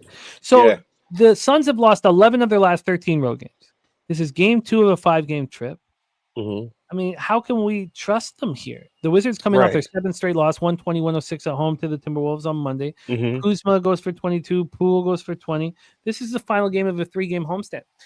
So for me, how in the world could you trust the Wizards here at the final game of 3? When you know where they go, they fly to San Francisco in the morning and they play the Warriors on Saturday with just one night off. Shout out to our guy Gorky in the house. Thank you so much for the dono, Gorky. Real Madrid money line in basketball versus Olympiacos. Okay. Take it away for us here, Darryl. Suns, Wizards, Capital One Arena, Washington D.C. Okay, so first off, why are we at the 11.5? What in the hell is going on? What in the world is going on here, Jimmy? You don't see, or honestly, respectively, you shouldn't see these types of spreads, especially with the Suns, especially in the scenario that you just laid out against the Wizards, unless it's someone like the Celtics, Cavaliers, or OKC, right? This is when you should see 11.5. So when I do see 11.5, do I trust the books here and really just think that the Wizards are that bad and just totally overlook everything that the Suns, their stats and how bad they are on the road? Or do I just think that the Suns are going to smack the Wizards? Because there's no way in the world on God's green earth should the Suns be almost 12-point favorites against anyone in this scenario. But this is where we are, and it's the Wizards.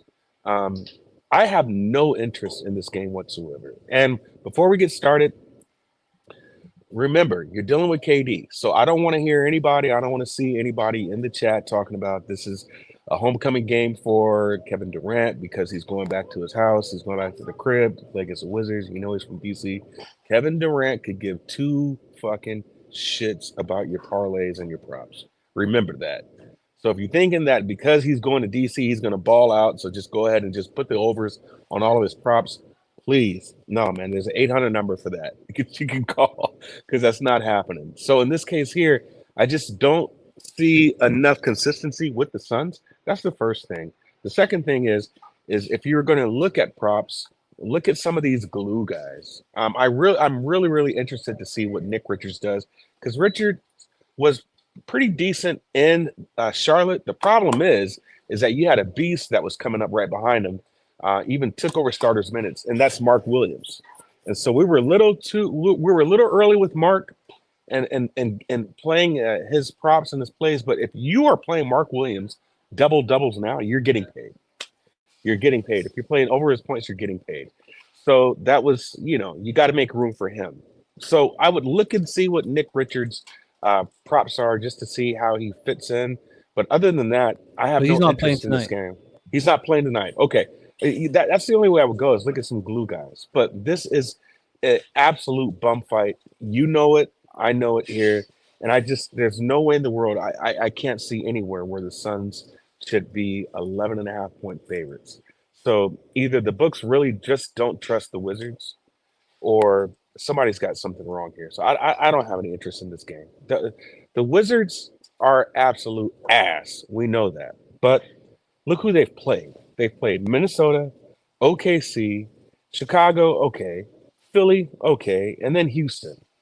So I would think out of the last 5 teams that they've played, I mean, Phoenix is better than 2 or 3 of those teams, right? But 11.5-point favorites? Come on. So I don't have any interest in this game.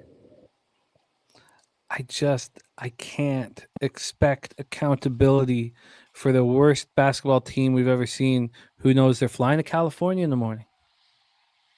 Oh, we're going to California. Oh, nice. What are we going to do in Cali? What are we going to do in Cali? Who are we calling? Where are we going in Cali? I can't. And they fly in the morning. They don't. That's their lone day off. As much as I would like to say, look, the Suns can't rebound at all. Well, what is Sar going to stop that? Because Kyle Kuzma certainly isn't going to be winning any board battles. I mean, let's just move past it. Now, what about the under though? I mean, these teams are playing at a slow pace. Yeah, you're right. And the lane's going to be open. The last 5 games, the Wizards have scored the highest points they scored in those 5 games were 112, and that was against Houston. They put up 103. That was a close game against Philly, 103-109. They lost. Chicago put up 138 points against them, and they put up 105. Lost. OKC put up 136 points. They didn't hit the century mark. They got to 95. Lost. And Minnesota put up 120 points to their 106. So is it showing there a trend here where they're not stopping any team themselves? So do we look at Phoenix's team total over and just Washington's team total under? Well, if you're looking in if those things correlate, then you would have to take Phoenix here. You would have to just take Phoenix and plug your nose because it's going to stink and just, wake up and hope you got extra money in your bank account tomorrow. Because the trend says it's going to be a team total over who they played against, for probably the exception of the Philadelphia 76ers. So you've got team total overs against the opponents 4 out of 1 of their last 5 games. So I don't see them stopping Phoenix. No, and my whole thought process about the paint being available, I mean, Plumlee will be there being an ass clown, but I mean, are they going to have to move Royce O'Neal? Oh, I mean, if the paint is a very comfortable place, and I don't want the under, and more importantly, this opened up at the site we used to play our poker tournaments at 2:36.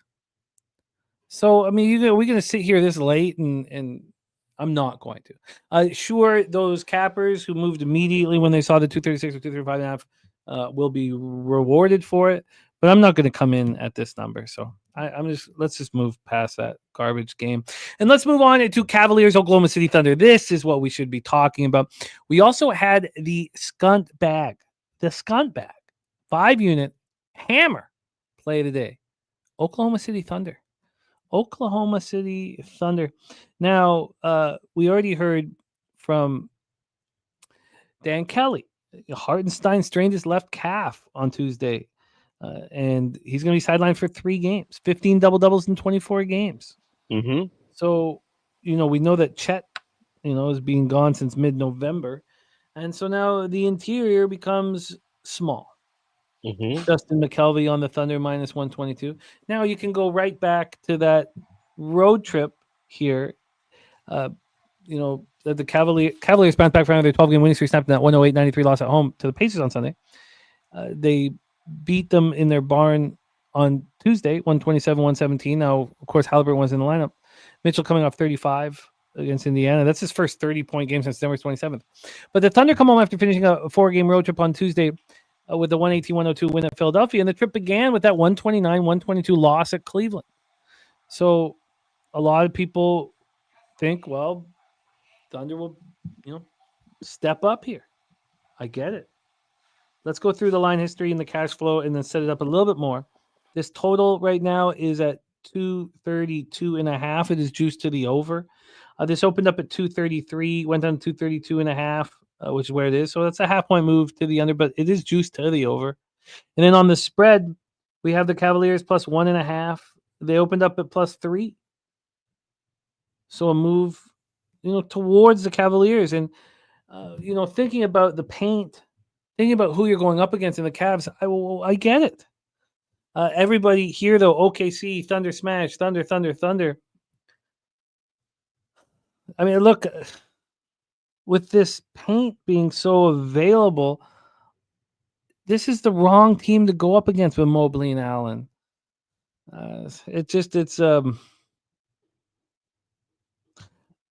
Maybe I'm going to have to stay off of this because I do not want the Thunder here. Cleveland 4-1 over their past 5. OKC 4-1 over the past 5. OKC playing at the fourth fastest pace in the NBA, just 100.9 possessions a game, much slower than what the fourth would have been, 2 months ago. The Cavs 10th fastest, 99.40. The Thunder shooting the ball very well over this 5-game stanza, 50.9 from the field and 39.5 from 3. Cleveland shooting 48.3 from the field and 35.4 from 3. We didn't look at the cash flow. Let's do that. 55% of the tickets and 47% of cash on the Thunder on the spread. On the money line, listen to this. 28% of the tickets are on the Cavs, but 77% of the cash is on the Cavs. 86 and 87 on the over. Usually in situations like this, this isn't the star player out of the lineup angle with Hartenstein being out. Maybe someone can, argue that point. But I would argue a tad bit. Yeah, and that's valid. Star. Okay, so right. Okay, so I'm just going to kind of mince your words a little bit. Mm-hmm. Not the star player theory in which you think, and that is the star player for that team every game. But when you do have matchups, there could be a specific star player just for that game and that matchup. Okay. So I think Hartenstein would definitely fit that title for this type of matchup because of the way that Cleveland plays and because they have two towers that are very, very good in those positions. So I'll let you go for it, but I'm going to tell you how I'm going to approach this game.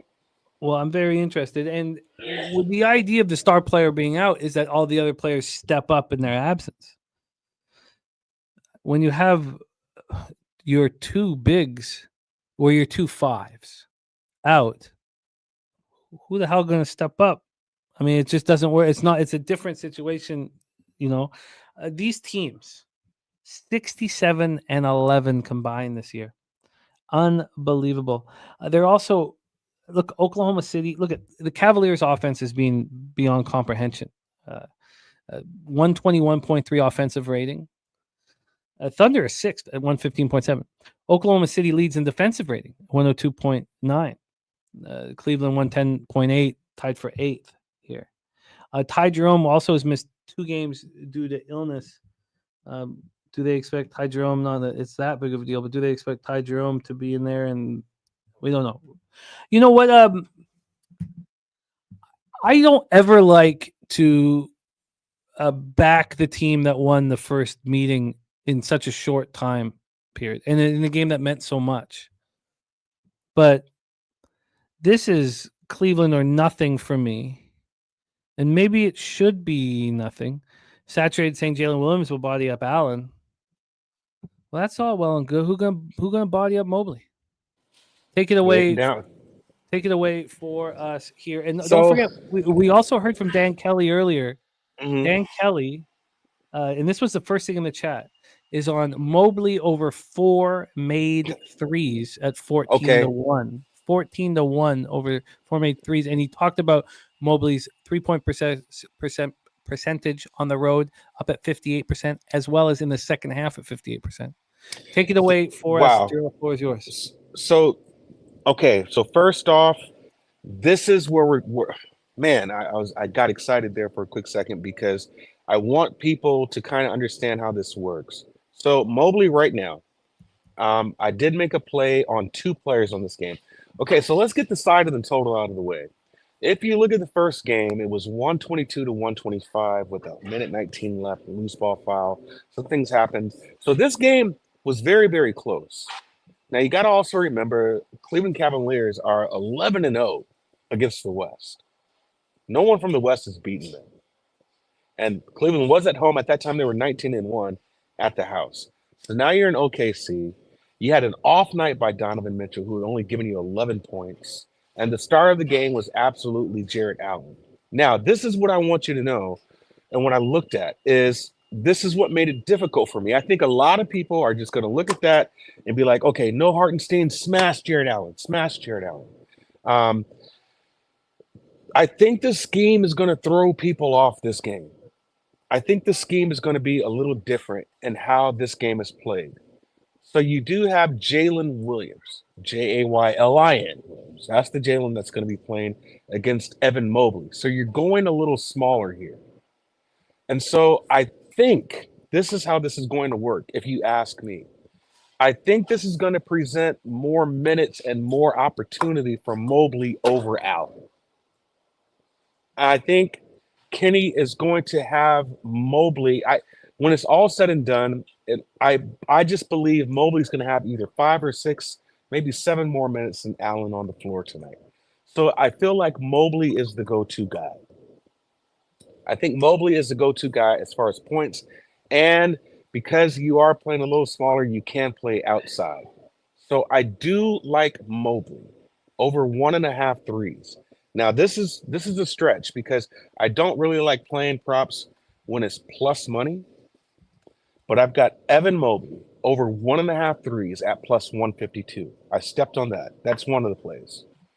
The second play that I've stepped on, if you're looking at how this game should be played, it's almost like a hedge play. And that is if you have Jarrett Allen going off in the pick and roll, then I would also look at, and I stepped on this also, Darius Garland over 6.5 assists. He, out of the last 5 games, he has hit this 4 times, and he's given you 7.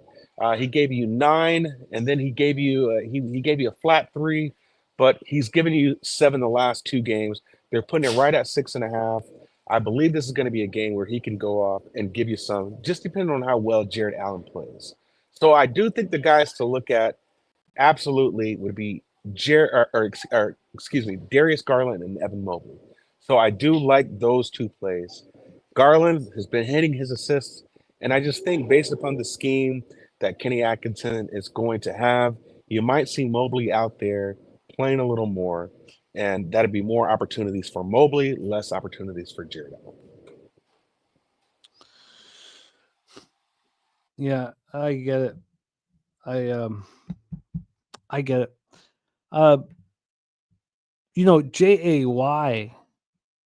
Jaylin is going to get in foul trouble. Yeah. I mean, it's just, I don't see how he doesn't. When he's forced to play minutes, he gets in foul trouble. Now Jaylin Williams, of course, Saturday talking about might be pretty good on defense. Yeah, we know that. I'm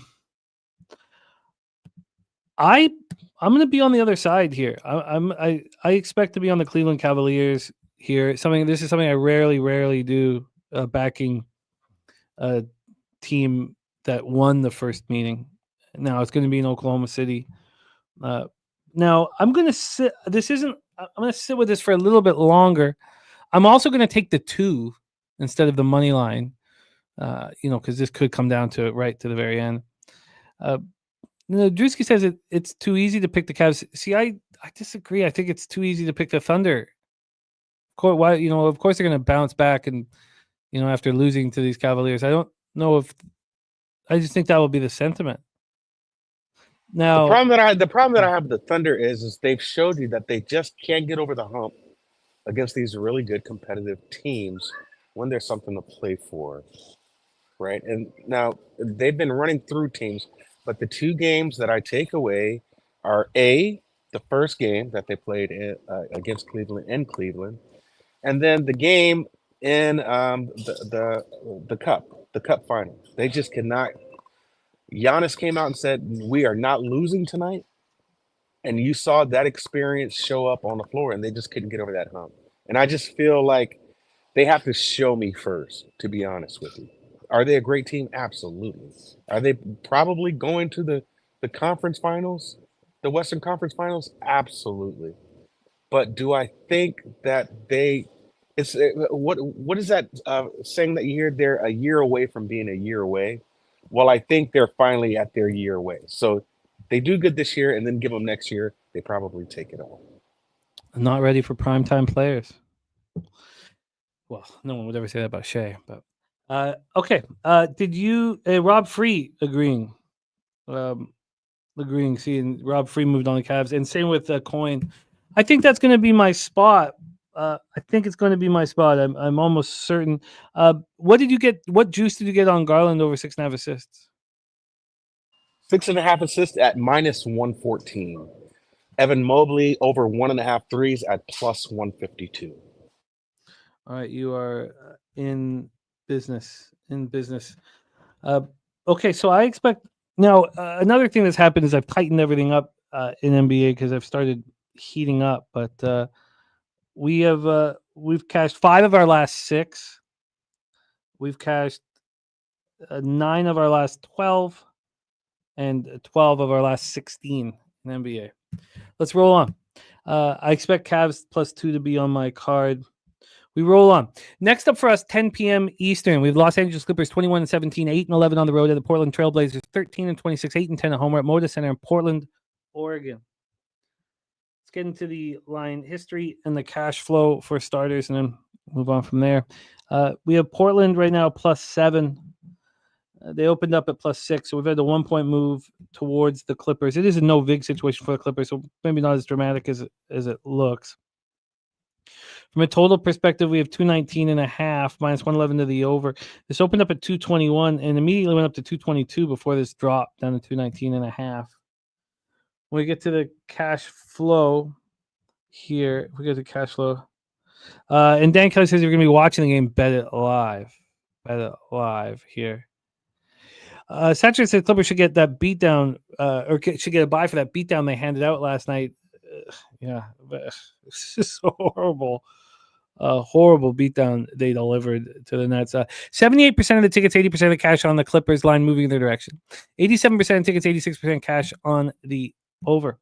The Clippers 3-2 over the past 5, playing at the 6th fastest pace, 100.3 possessions a game, 47.6 from the field, 34.5 from 3, not shooting the ball very well from 3. Portland 1-4 over the past 5, 22nd fastest pace, 97 possessions a game, 46.5 from the field, and also 39.5% from 3. Clippers on the second half of back-to-back after destroying Brooklyn last night, 126-67, 59-point margin of victory. Not only was it the biggest by any team this season, but it's the greatest in Clippers history by 9 points, too. That was a 50-point win over the Thunder in April 2022. Harden passed Dominique Wilkins in the 15th place on the NBA's all-time scoring list. He went for 21-11.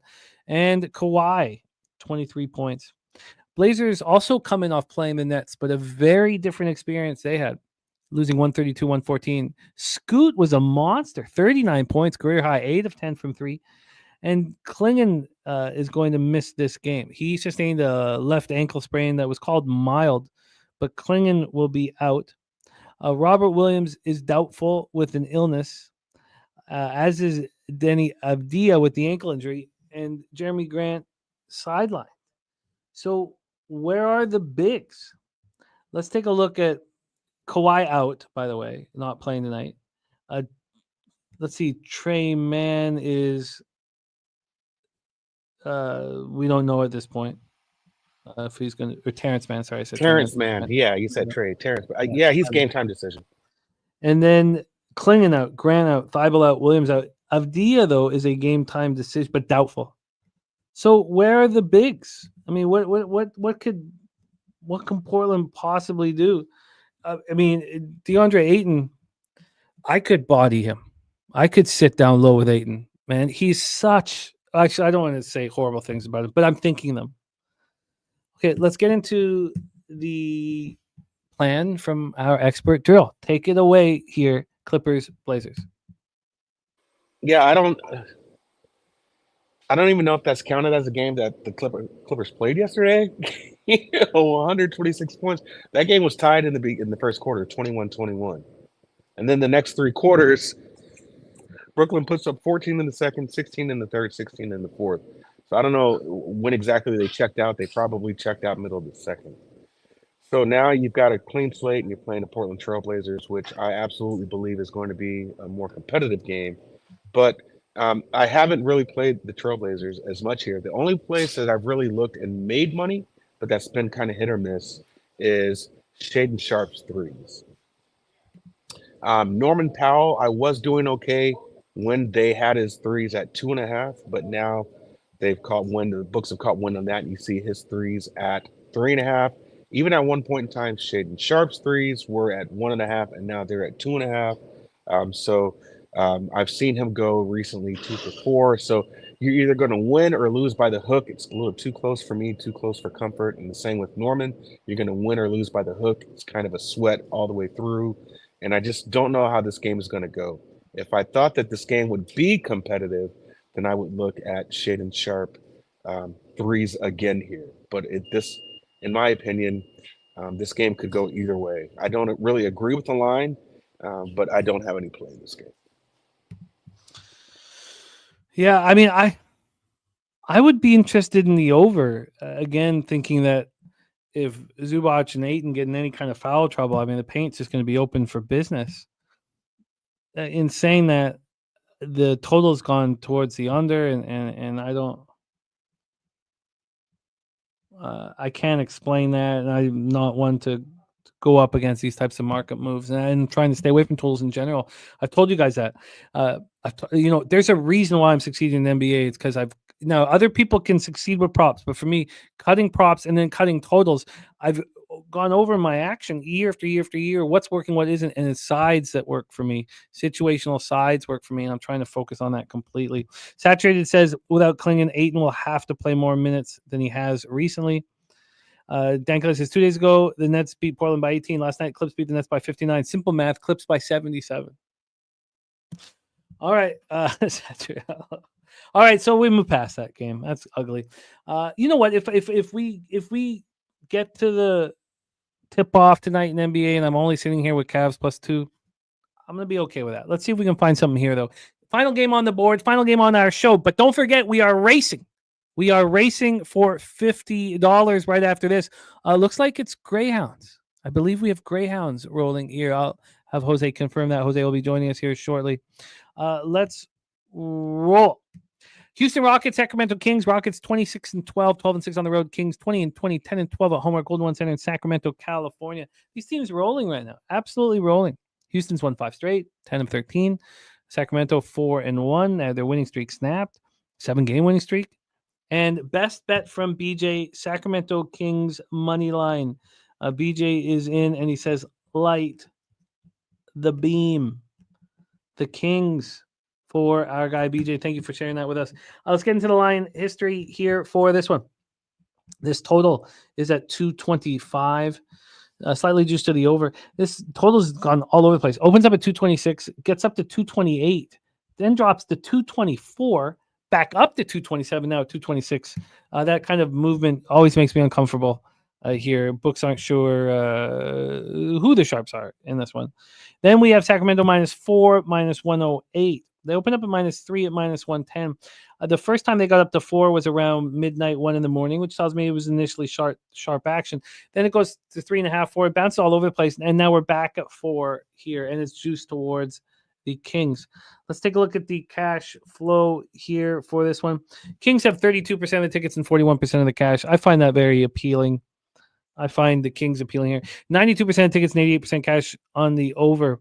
And yet we have seen this, roller coaster ride with the number. Houston over the last 5 games, 18th in the league in pace, 97.8 possessions a game, shooting 48.8 from the field, 41.4 from 3, shooting very well.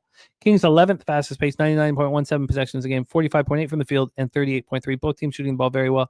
Rick J moving on Sabonis over 17.5 points, and Justin McKelvey has the Kings minus 3.5 in his pocket. Chase says Kings have a big loss after a win streak, first game back at home. Chilling on it. Keegan over 3 threes as well for Rick J. Chase saying Sabonis will eat up Sengun.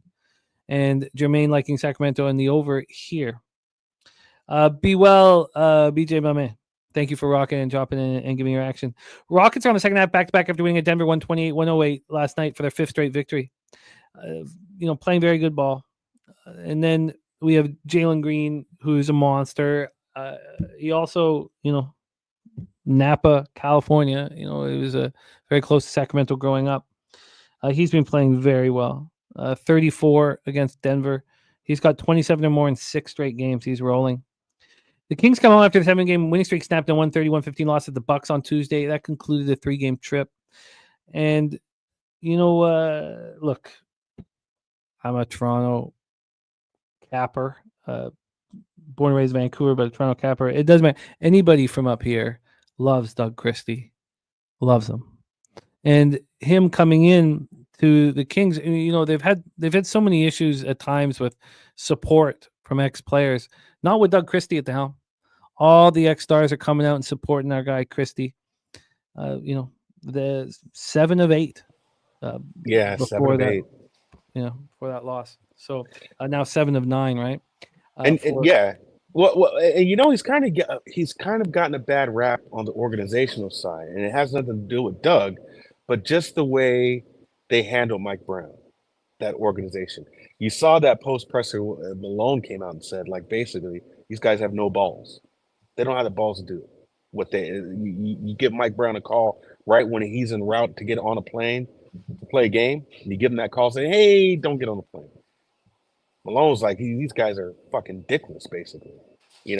So for that organization to be a trash ass organization, especially how they handled Mike Brown, Doug has seemed to kind of take the bull by the horns, and he's done okay. However, I do like Houston here. I do.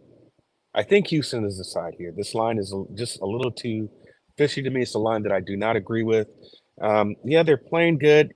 You lost to Milwaukee, but I would say your most formidable win in its most recent form would be against Boston. And you beat them 114-97. But you beat Chicago. You beat Miami. You beat Golden State. Whoop-de-fucking-do. Whoop-de-fucking-do. Okay? So I just think that the side here is honestly Houston. And I just think it's just based on the teams that they've beaten. They had Washington on that list. They beat them. Sacramento beat Boston. Houston lost to Boston. But Houston, to me, I just think has a better body of work. I just like the culture there at Houston. I think Ime is a great coach, and I think he's turned this organization around. So I've looked a lot as of recently I've kind of tethered away from Alperen Sengun and looked at more Amen Thompson. And so Amen Thompson that sometimes has been hitting his double-double and his points. So I looked at the double-double here, but you do have Domas on deck. I just like the Rockets here. It's just more of a gut play for me here. I looked at that line and I said, this is a funny line off a team off of a back-to-back. Traveling at that, right? And so that's that type of scenario where you have a team off back-to-back, but when it's a road travel back-to-back, you're really supposed to fade that team. So here you're at Mile High in Denver, and then you're coming, and it's kind of a short flight, I guess. You're going from Colorado to California, but still there is travel involved, right? And there is time change involved. So I just looked at that line and said, well, to me personally, as well as Sacramento's been playing, you would think there would be more points, and it just isn't. I don't think so. The Rockets are, five Yeah. straight wins. But listen, Darryl, I've not bet a team on second half back-to-back that won by 20 points the night before in my entire life. Never once. Yeah, I get it. I get it. I just don't agree with the line. I don't. I think it's fishy there. And I think the books are saying, yeah, go on ahead. I'm begging you to take Sacramento here. Just begging you to take Sacramento. And I think a lot of people are going to they're going to get caught with their hand in the cookie jar.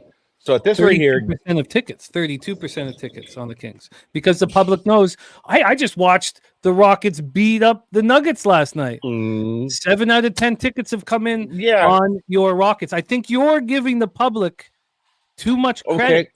Well, the way I look at it is that game would have been a lot different if you wouldn't have a clusterfuck of injury report news like you saw yesterday. Tell me that injury report news.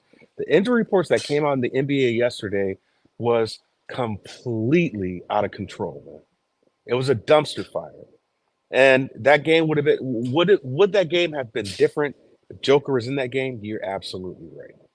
Absolutely right. So I just think that's kind of a one-off. I hope everyone isn't. I didn't even cap the game that way and say, oh, okay, yeah, because they just beat Denver by 20 points, that they're going to come out here and explode against Sacramento.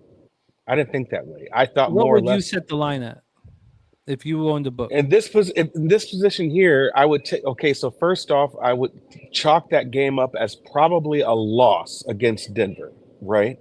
So then I would look at this line at 6.5. This is the right line to me. Really? Yeah. You like Sacramento here? I'm gonna bet Sacramento. Yeah. We're gonna go the other way. Give me Houston plus 4.5. Let's do it. We're gonna get the Rockets plus 4.5 now. The 4.5. You might not have Monk, which is huge. That's gonna be huge there if you don't have Monk. Let's go over that too right now here. No, he was at shoot around. He's good. Okay, he's at shoot around. So game time, so he plays. Yeah. Only way I've played Sacramento is I played Domas on his double-double and paired it with something else, like another, double-double. At times in the past, I've played a Domas double-double and Karl Anthony Towns double-double for a little bit of plus money, and those have hit. But Monk, for a quick second, during this stretch, has been golden, has been absolutely golden with his points and assists, with his points only, with his assists. You can go either way, points and or points or. So that's a way to look at it also. But other than that, I honestly think the Rockets are the better team, the better coached team here. And I think no one's disagreeing on that. Sacramento is if this was a series, I don't know who would be on the Kings. We're just saying that this specific matchup, situationally, you would think, and I would just think because it's a back-to-back road travel, which is you would never do anything like that. That this is a game that it should just be more points. The way I looked at it, I did. I wish there was an extra. I wish they flew back on Monday. So they had an extra day. Yeah, they fly back on Wednesday and they play on Thursday. Is not good, but still, even though I don't like that, I still feel like situationally, it is better than the situation that the Rockets are in, despite an easy victory. Let's just quickly touch on the minutes that these guys played last night here. Now, mind you, this is also. I mean, it was in December. A little over a month ago, but this is a revenge spot for the Rockets. They lost against the Kings the last time they played. It was 120 to 111. So we do have a little revenge angle here. It's not like these guys have not played each other. It's been pretty recently. So I would look at that game also. Pretty competitive. And the thing about that, if you remember, the highlight of that game was the Kings had went on like a 15 made shot run in that game to beat the Rockets. 15 straight shots made. So I just feel like this game here is going to be a little different. Just looking at that line also, it was Kings minus 1.5. The total on that was 229.5. That's going to be a lot of fun tonight. I like the late night action for me. I know it's just 7 p.m. for you, but for us, it's late night action. Darryl, Rockets plus 4.5 minus 114. It costs a few cents to get the hook. If anyone can find it without the hook, let me know. Or without the 4 cents cost, let me know. Do you want to make any of these spots, any of these player props official? Yes. Every player prop I gave you, for the earlier ones, which was I had moved on Darius Garland assists. Oh yeah, I just mean for this one. I'm sorry. Excuse me. Yeah. Oh, this game. No. No. I just.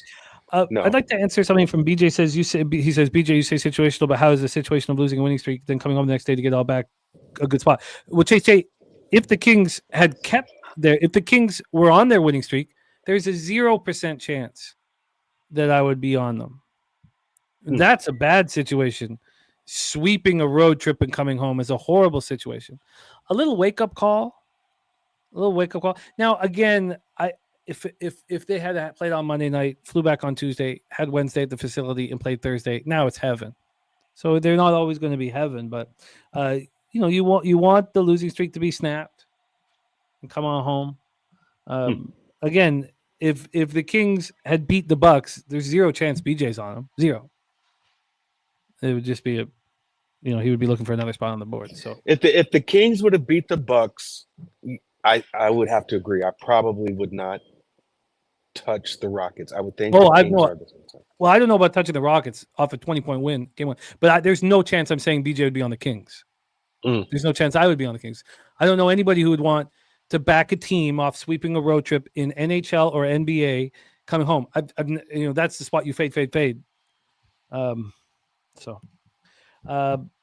But Chase J, one of the fun things about what we do here as a squad is we don't need to agree with each other. It's part of the fun. We're not a bunch of yes men. We're going out trying to give as much information as possible and trying to get paid in full. So let's review all NBA action. It's so great to have Derl back in business with us. He gets his card started with Cade Cunningham over 41.5 points, rebounds, and assists.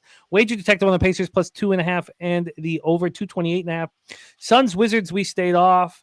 Derl on Mobley over 1.5 threes at plus 152. Garland over 6.5 assists. Oh, sorry. I asked you what the juice was and I didn't write it down. Yeah, that was minus 114. Minus 114. Thank you. I'm going to be on the Cavs plus 2 here. And North Ender was on the Bucks that game and on the Kings here.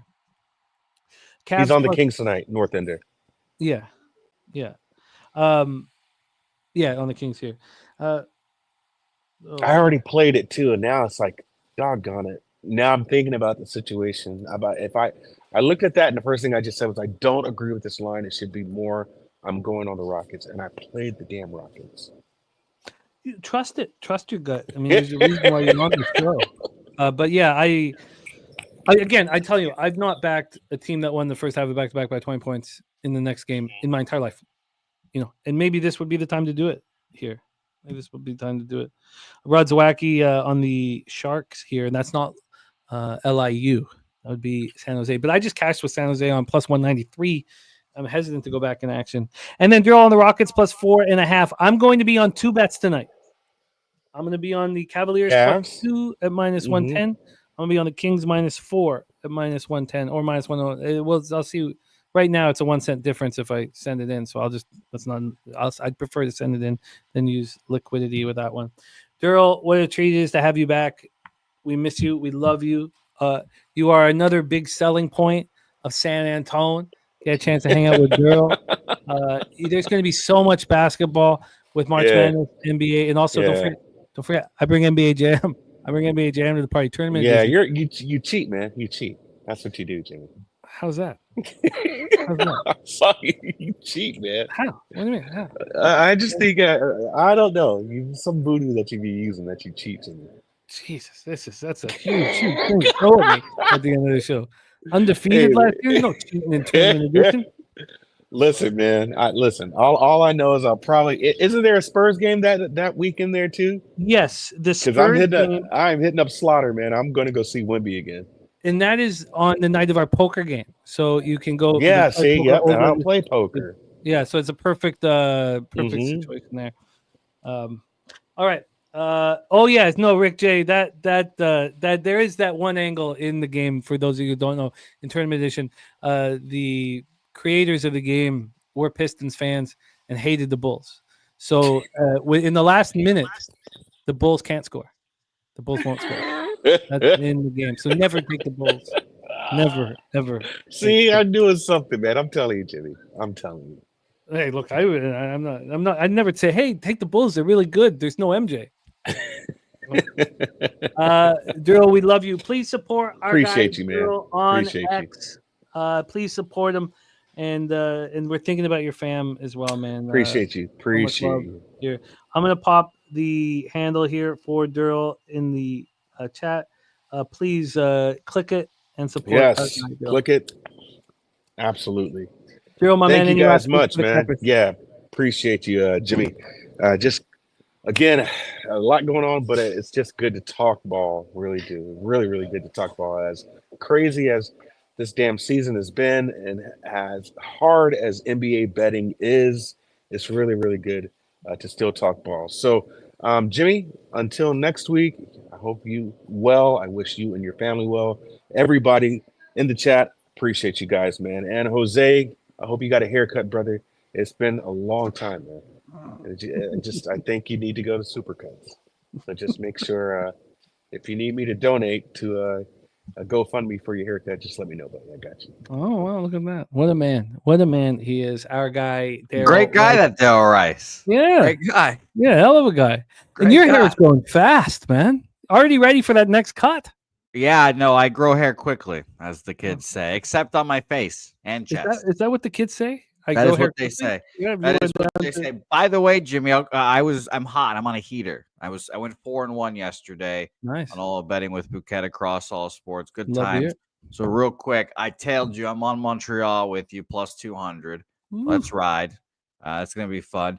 I'm on, and these two bets. I came to my own conclusions, which is funny because both our cappers like them in various ways. Michigan, Minnesota, first half over 68. I have a good buddy that is a Michigan fan. He tracks this very intimately, and he's just been saying bet them over. I bet them the last game first half over. I will continue betting them first half over until he tells me not to. And I asked him, today was the day. 68 minus 115 for me.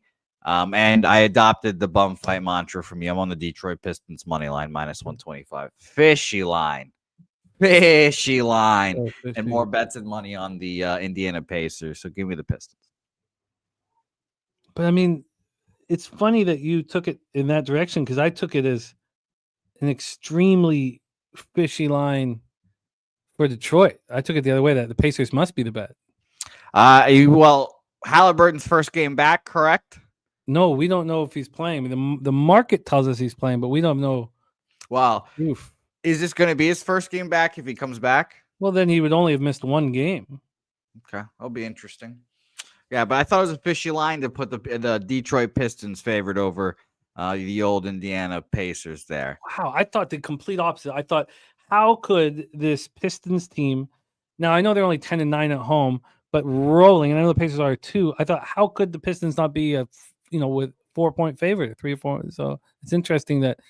So the fishy line may get me to bet the Pacers, and the fishy line got you to bet the Pistons. Yeah. Wow, well, that's fishy, friends. That is fishy. That is fishy. Nunya says he'll go Mohawk if you do, Jose, but don't need to do that. But, I know. I mean, Nunya's got fucking bukus of cash to carry around to do this stuff with. Must be nice, man. Nunya. Got paid in full, man. You can cut your hair into a mohawk and look like an ass clown when you got $3,000-ish rolling around in your pocket. Yeah, that reminds me of the great Brent Butt. He said the first time he got $10,000 in his bank account, he started slapping people in the ass and calling people asshole. No. So how was it again? I think he just started calling people asshole for no reason. That was it. Calling people asshole for no reason. Speaking of I'm looking for that. I'm looking for that feeling one day. The great Brent Butt, he is a star. He's headlining a show in Delta. Our guy Man Bear Pig will be there with his mom on Saturday evening. Man Bear Pig. Shout out to Man Bear Pig. And I got him a little backstage access as well. A little backstage to see the Butt Man. Wow, Oh. how nice. I don't know. How nice. Shout out to Man Bear Pig, the Washington Whisperer over there. Yeah, man. And shout out to Sam Colmer of Delta fame. Yes, of Delta fame as well. All right, let's race. $50 on the line. Do I see greyhounds? You do see greyhounds. I just thought of Mikey Money's dog getting pushed off the track again, and it just made me chuckle. So Very humorous. have to roll with the greyhounds. Very humorous. How many gold members do we have? And we thank you guys immensely. We have 78 gold members here, so it's going to be a whole lot of fun. By the way, Jimmy, you don't know this. No. Next weekend, I'm going to be in Las Vegas. Ooh. Yeah, I'm going to be in Las Vegas next weekend. So prayers to me. But I'm going to need a Vegas Panthers look from you on that Sunday because I might be going to that game. Who knows? So Wow. Both teams are playing very underwhelming right now. It'll be a situational spot. Thank you, North Ender. Good God. That's good God. That is important. Thank you, North Ender. I definitely consider the Rangers as well. Oh, as you should. I've been watching every second of their hockey games too, because I was like, I'm going to be able to make money off of this hockey team. I just need to get a sense of what the hell's going on. My top 3 sides from watching you cap, Jimmy, was in no order. It's obviously Montreal, Rangers, Vancouver. Those are the 3 hockey bets that I considered tailing right there, and I just didn't want to overdo it. So yeah, those shout out to you. I'm excited. I've been really roller coaster season in NHL, but the black is coming. I promise you, the black is coming. Shout out to Nutflush back in business with us. That's the fun thing about the show. You can join us early, join us late. We're here for a long time, and we're here to get paid in full. And we have $50 up for grabs to one of our PSR Gold members. Jose, let's race. Let's race indeed. We're off here. 1 minute in the clock, and Crystal Craig, saturated coin, all in the mix here. There's always a lot of moving and shaking when these comes to these pups. It's a beautiful time. Julian Cesaro, the actor himself in there. Billy Friedrich, Carolina Capper himself. Oldie Paul Taylor in the mix. And look at Jimmy the Bag wearing number 69. Oh, never mind. That stops at 69. I have a good feeling about this. I have a good feeling about Bolsa Jim right there. I think that says 67, though. Yes, it does. Okay, but I have a good feeling about this. I've moved into the front here. Now I'm moving backwards. T-Moss in business, but I'm right there. I got late pace. Stop falling behind. Step up. Here comes Ron Crawford making the power move. Sammy Comer. Speak of Sammy Comer, and he delivers Jeff Slaughter. No one's won as much as Jeff Slaughter, and he keeps putting it back. Who's going to? Big Wow. Big Ragu 62. Barely ahead of Rod Zawacki, a ton of late pace. Sammy Calmer in 3rd, Jeff Slaughter in 4th, NJ Stryker in 5th, Sir Mackey Loves Pie in 6th, Nutflush Allen in 7th, Preston Ekdahl 8th, Sean Pulliam in 9th, Kongs Clips in 10th. There we go. Yeah. Congratulations to the Big Ragu for being our victor here. What a guy he is. He will also be at Pubapalooza 4 as well. Jose, stick with me. Let's review all action here. And let's roll. Stacks play today. Number 1, Jacksonville State plus 3.5. Stacks play today. Number 2 is Nebraska minus 8.5. Dan Kelly Mobley over 4 made threes, 14-1. Ooh-wee. That's a big one.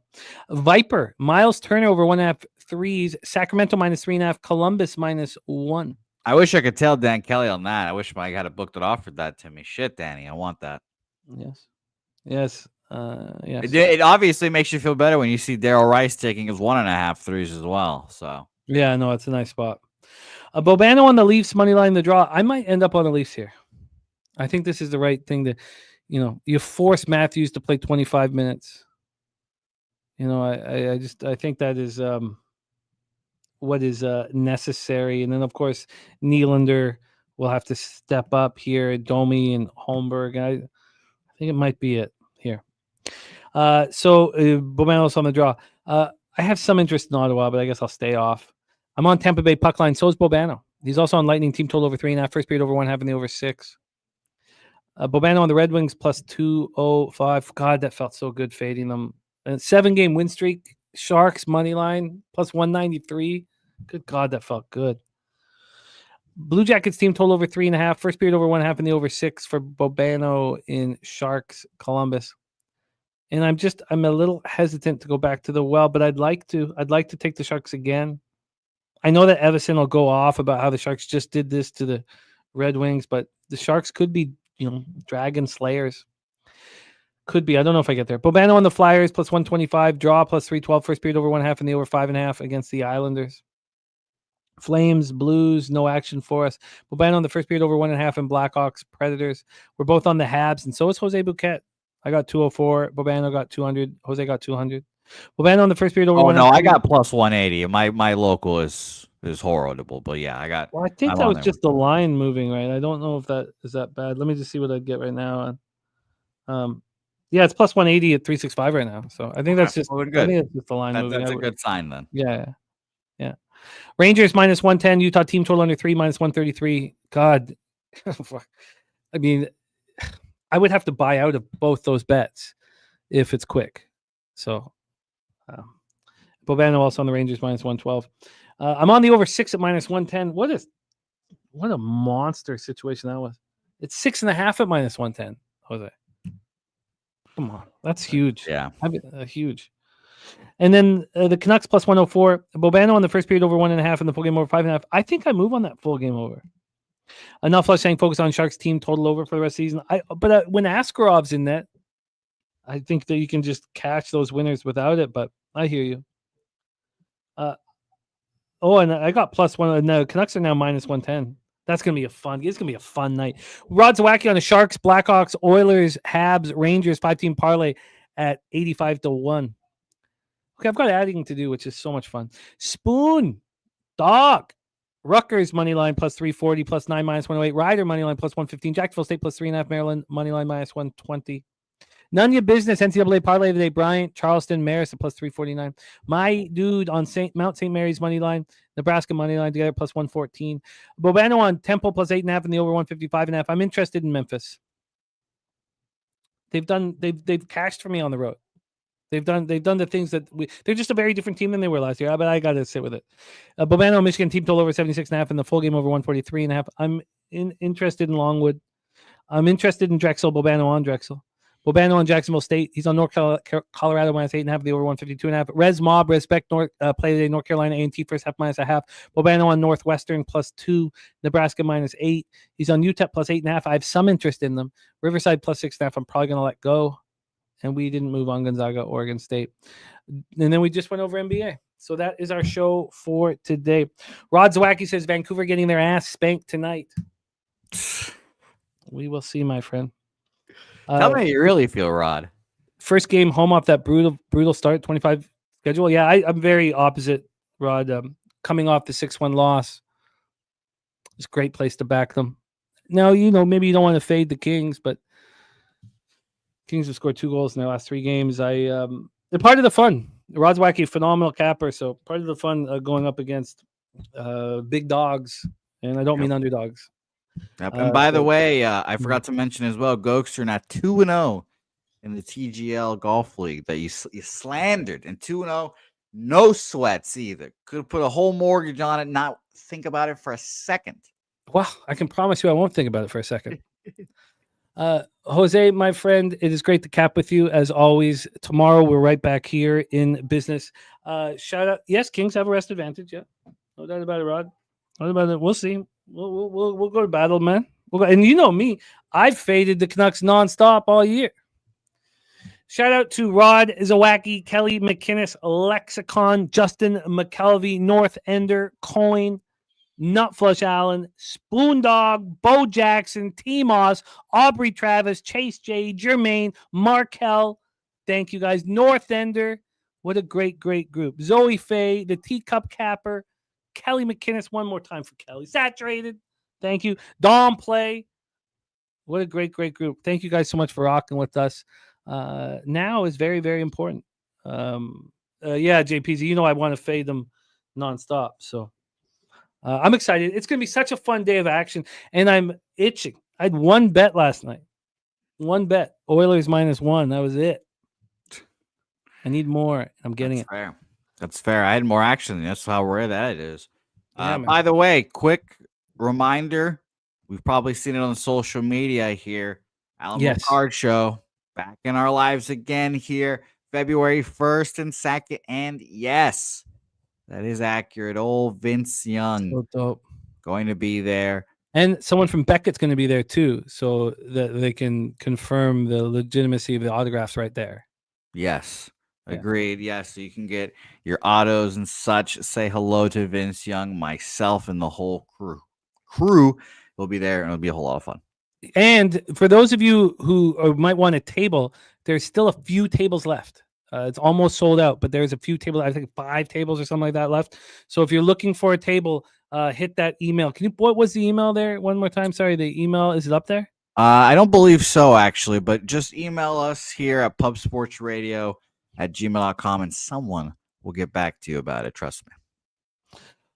Rod's Wagon says, I call that rule happiness. Bet against your team. If so, win, you're happy. If you lose, you win money, still happy.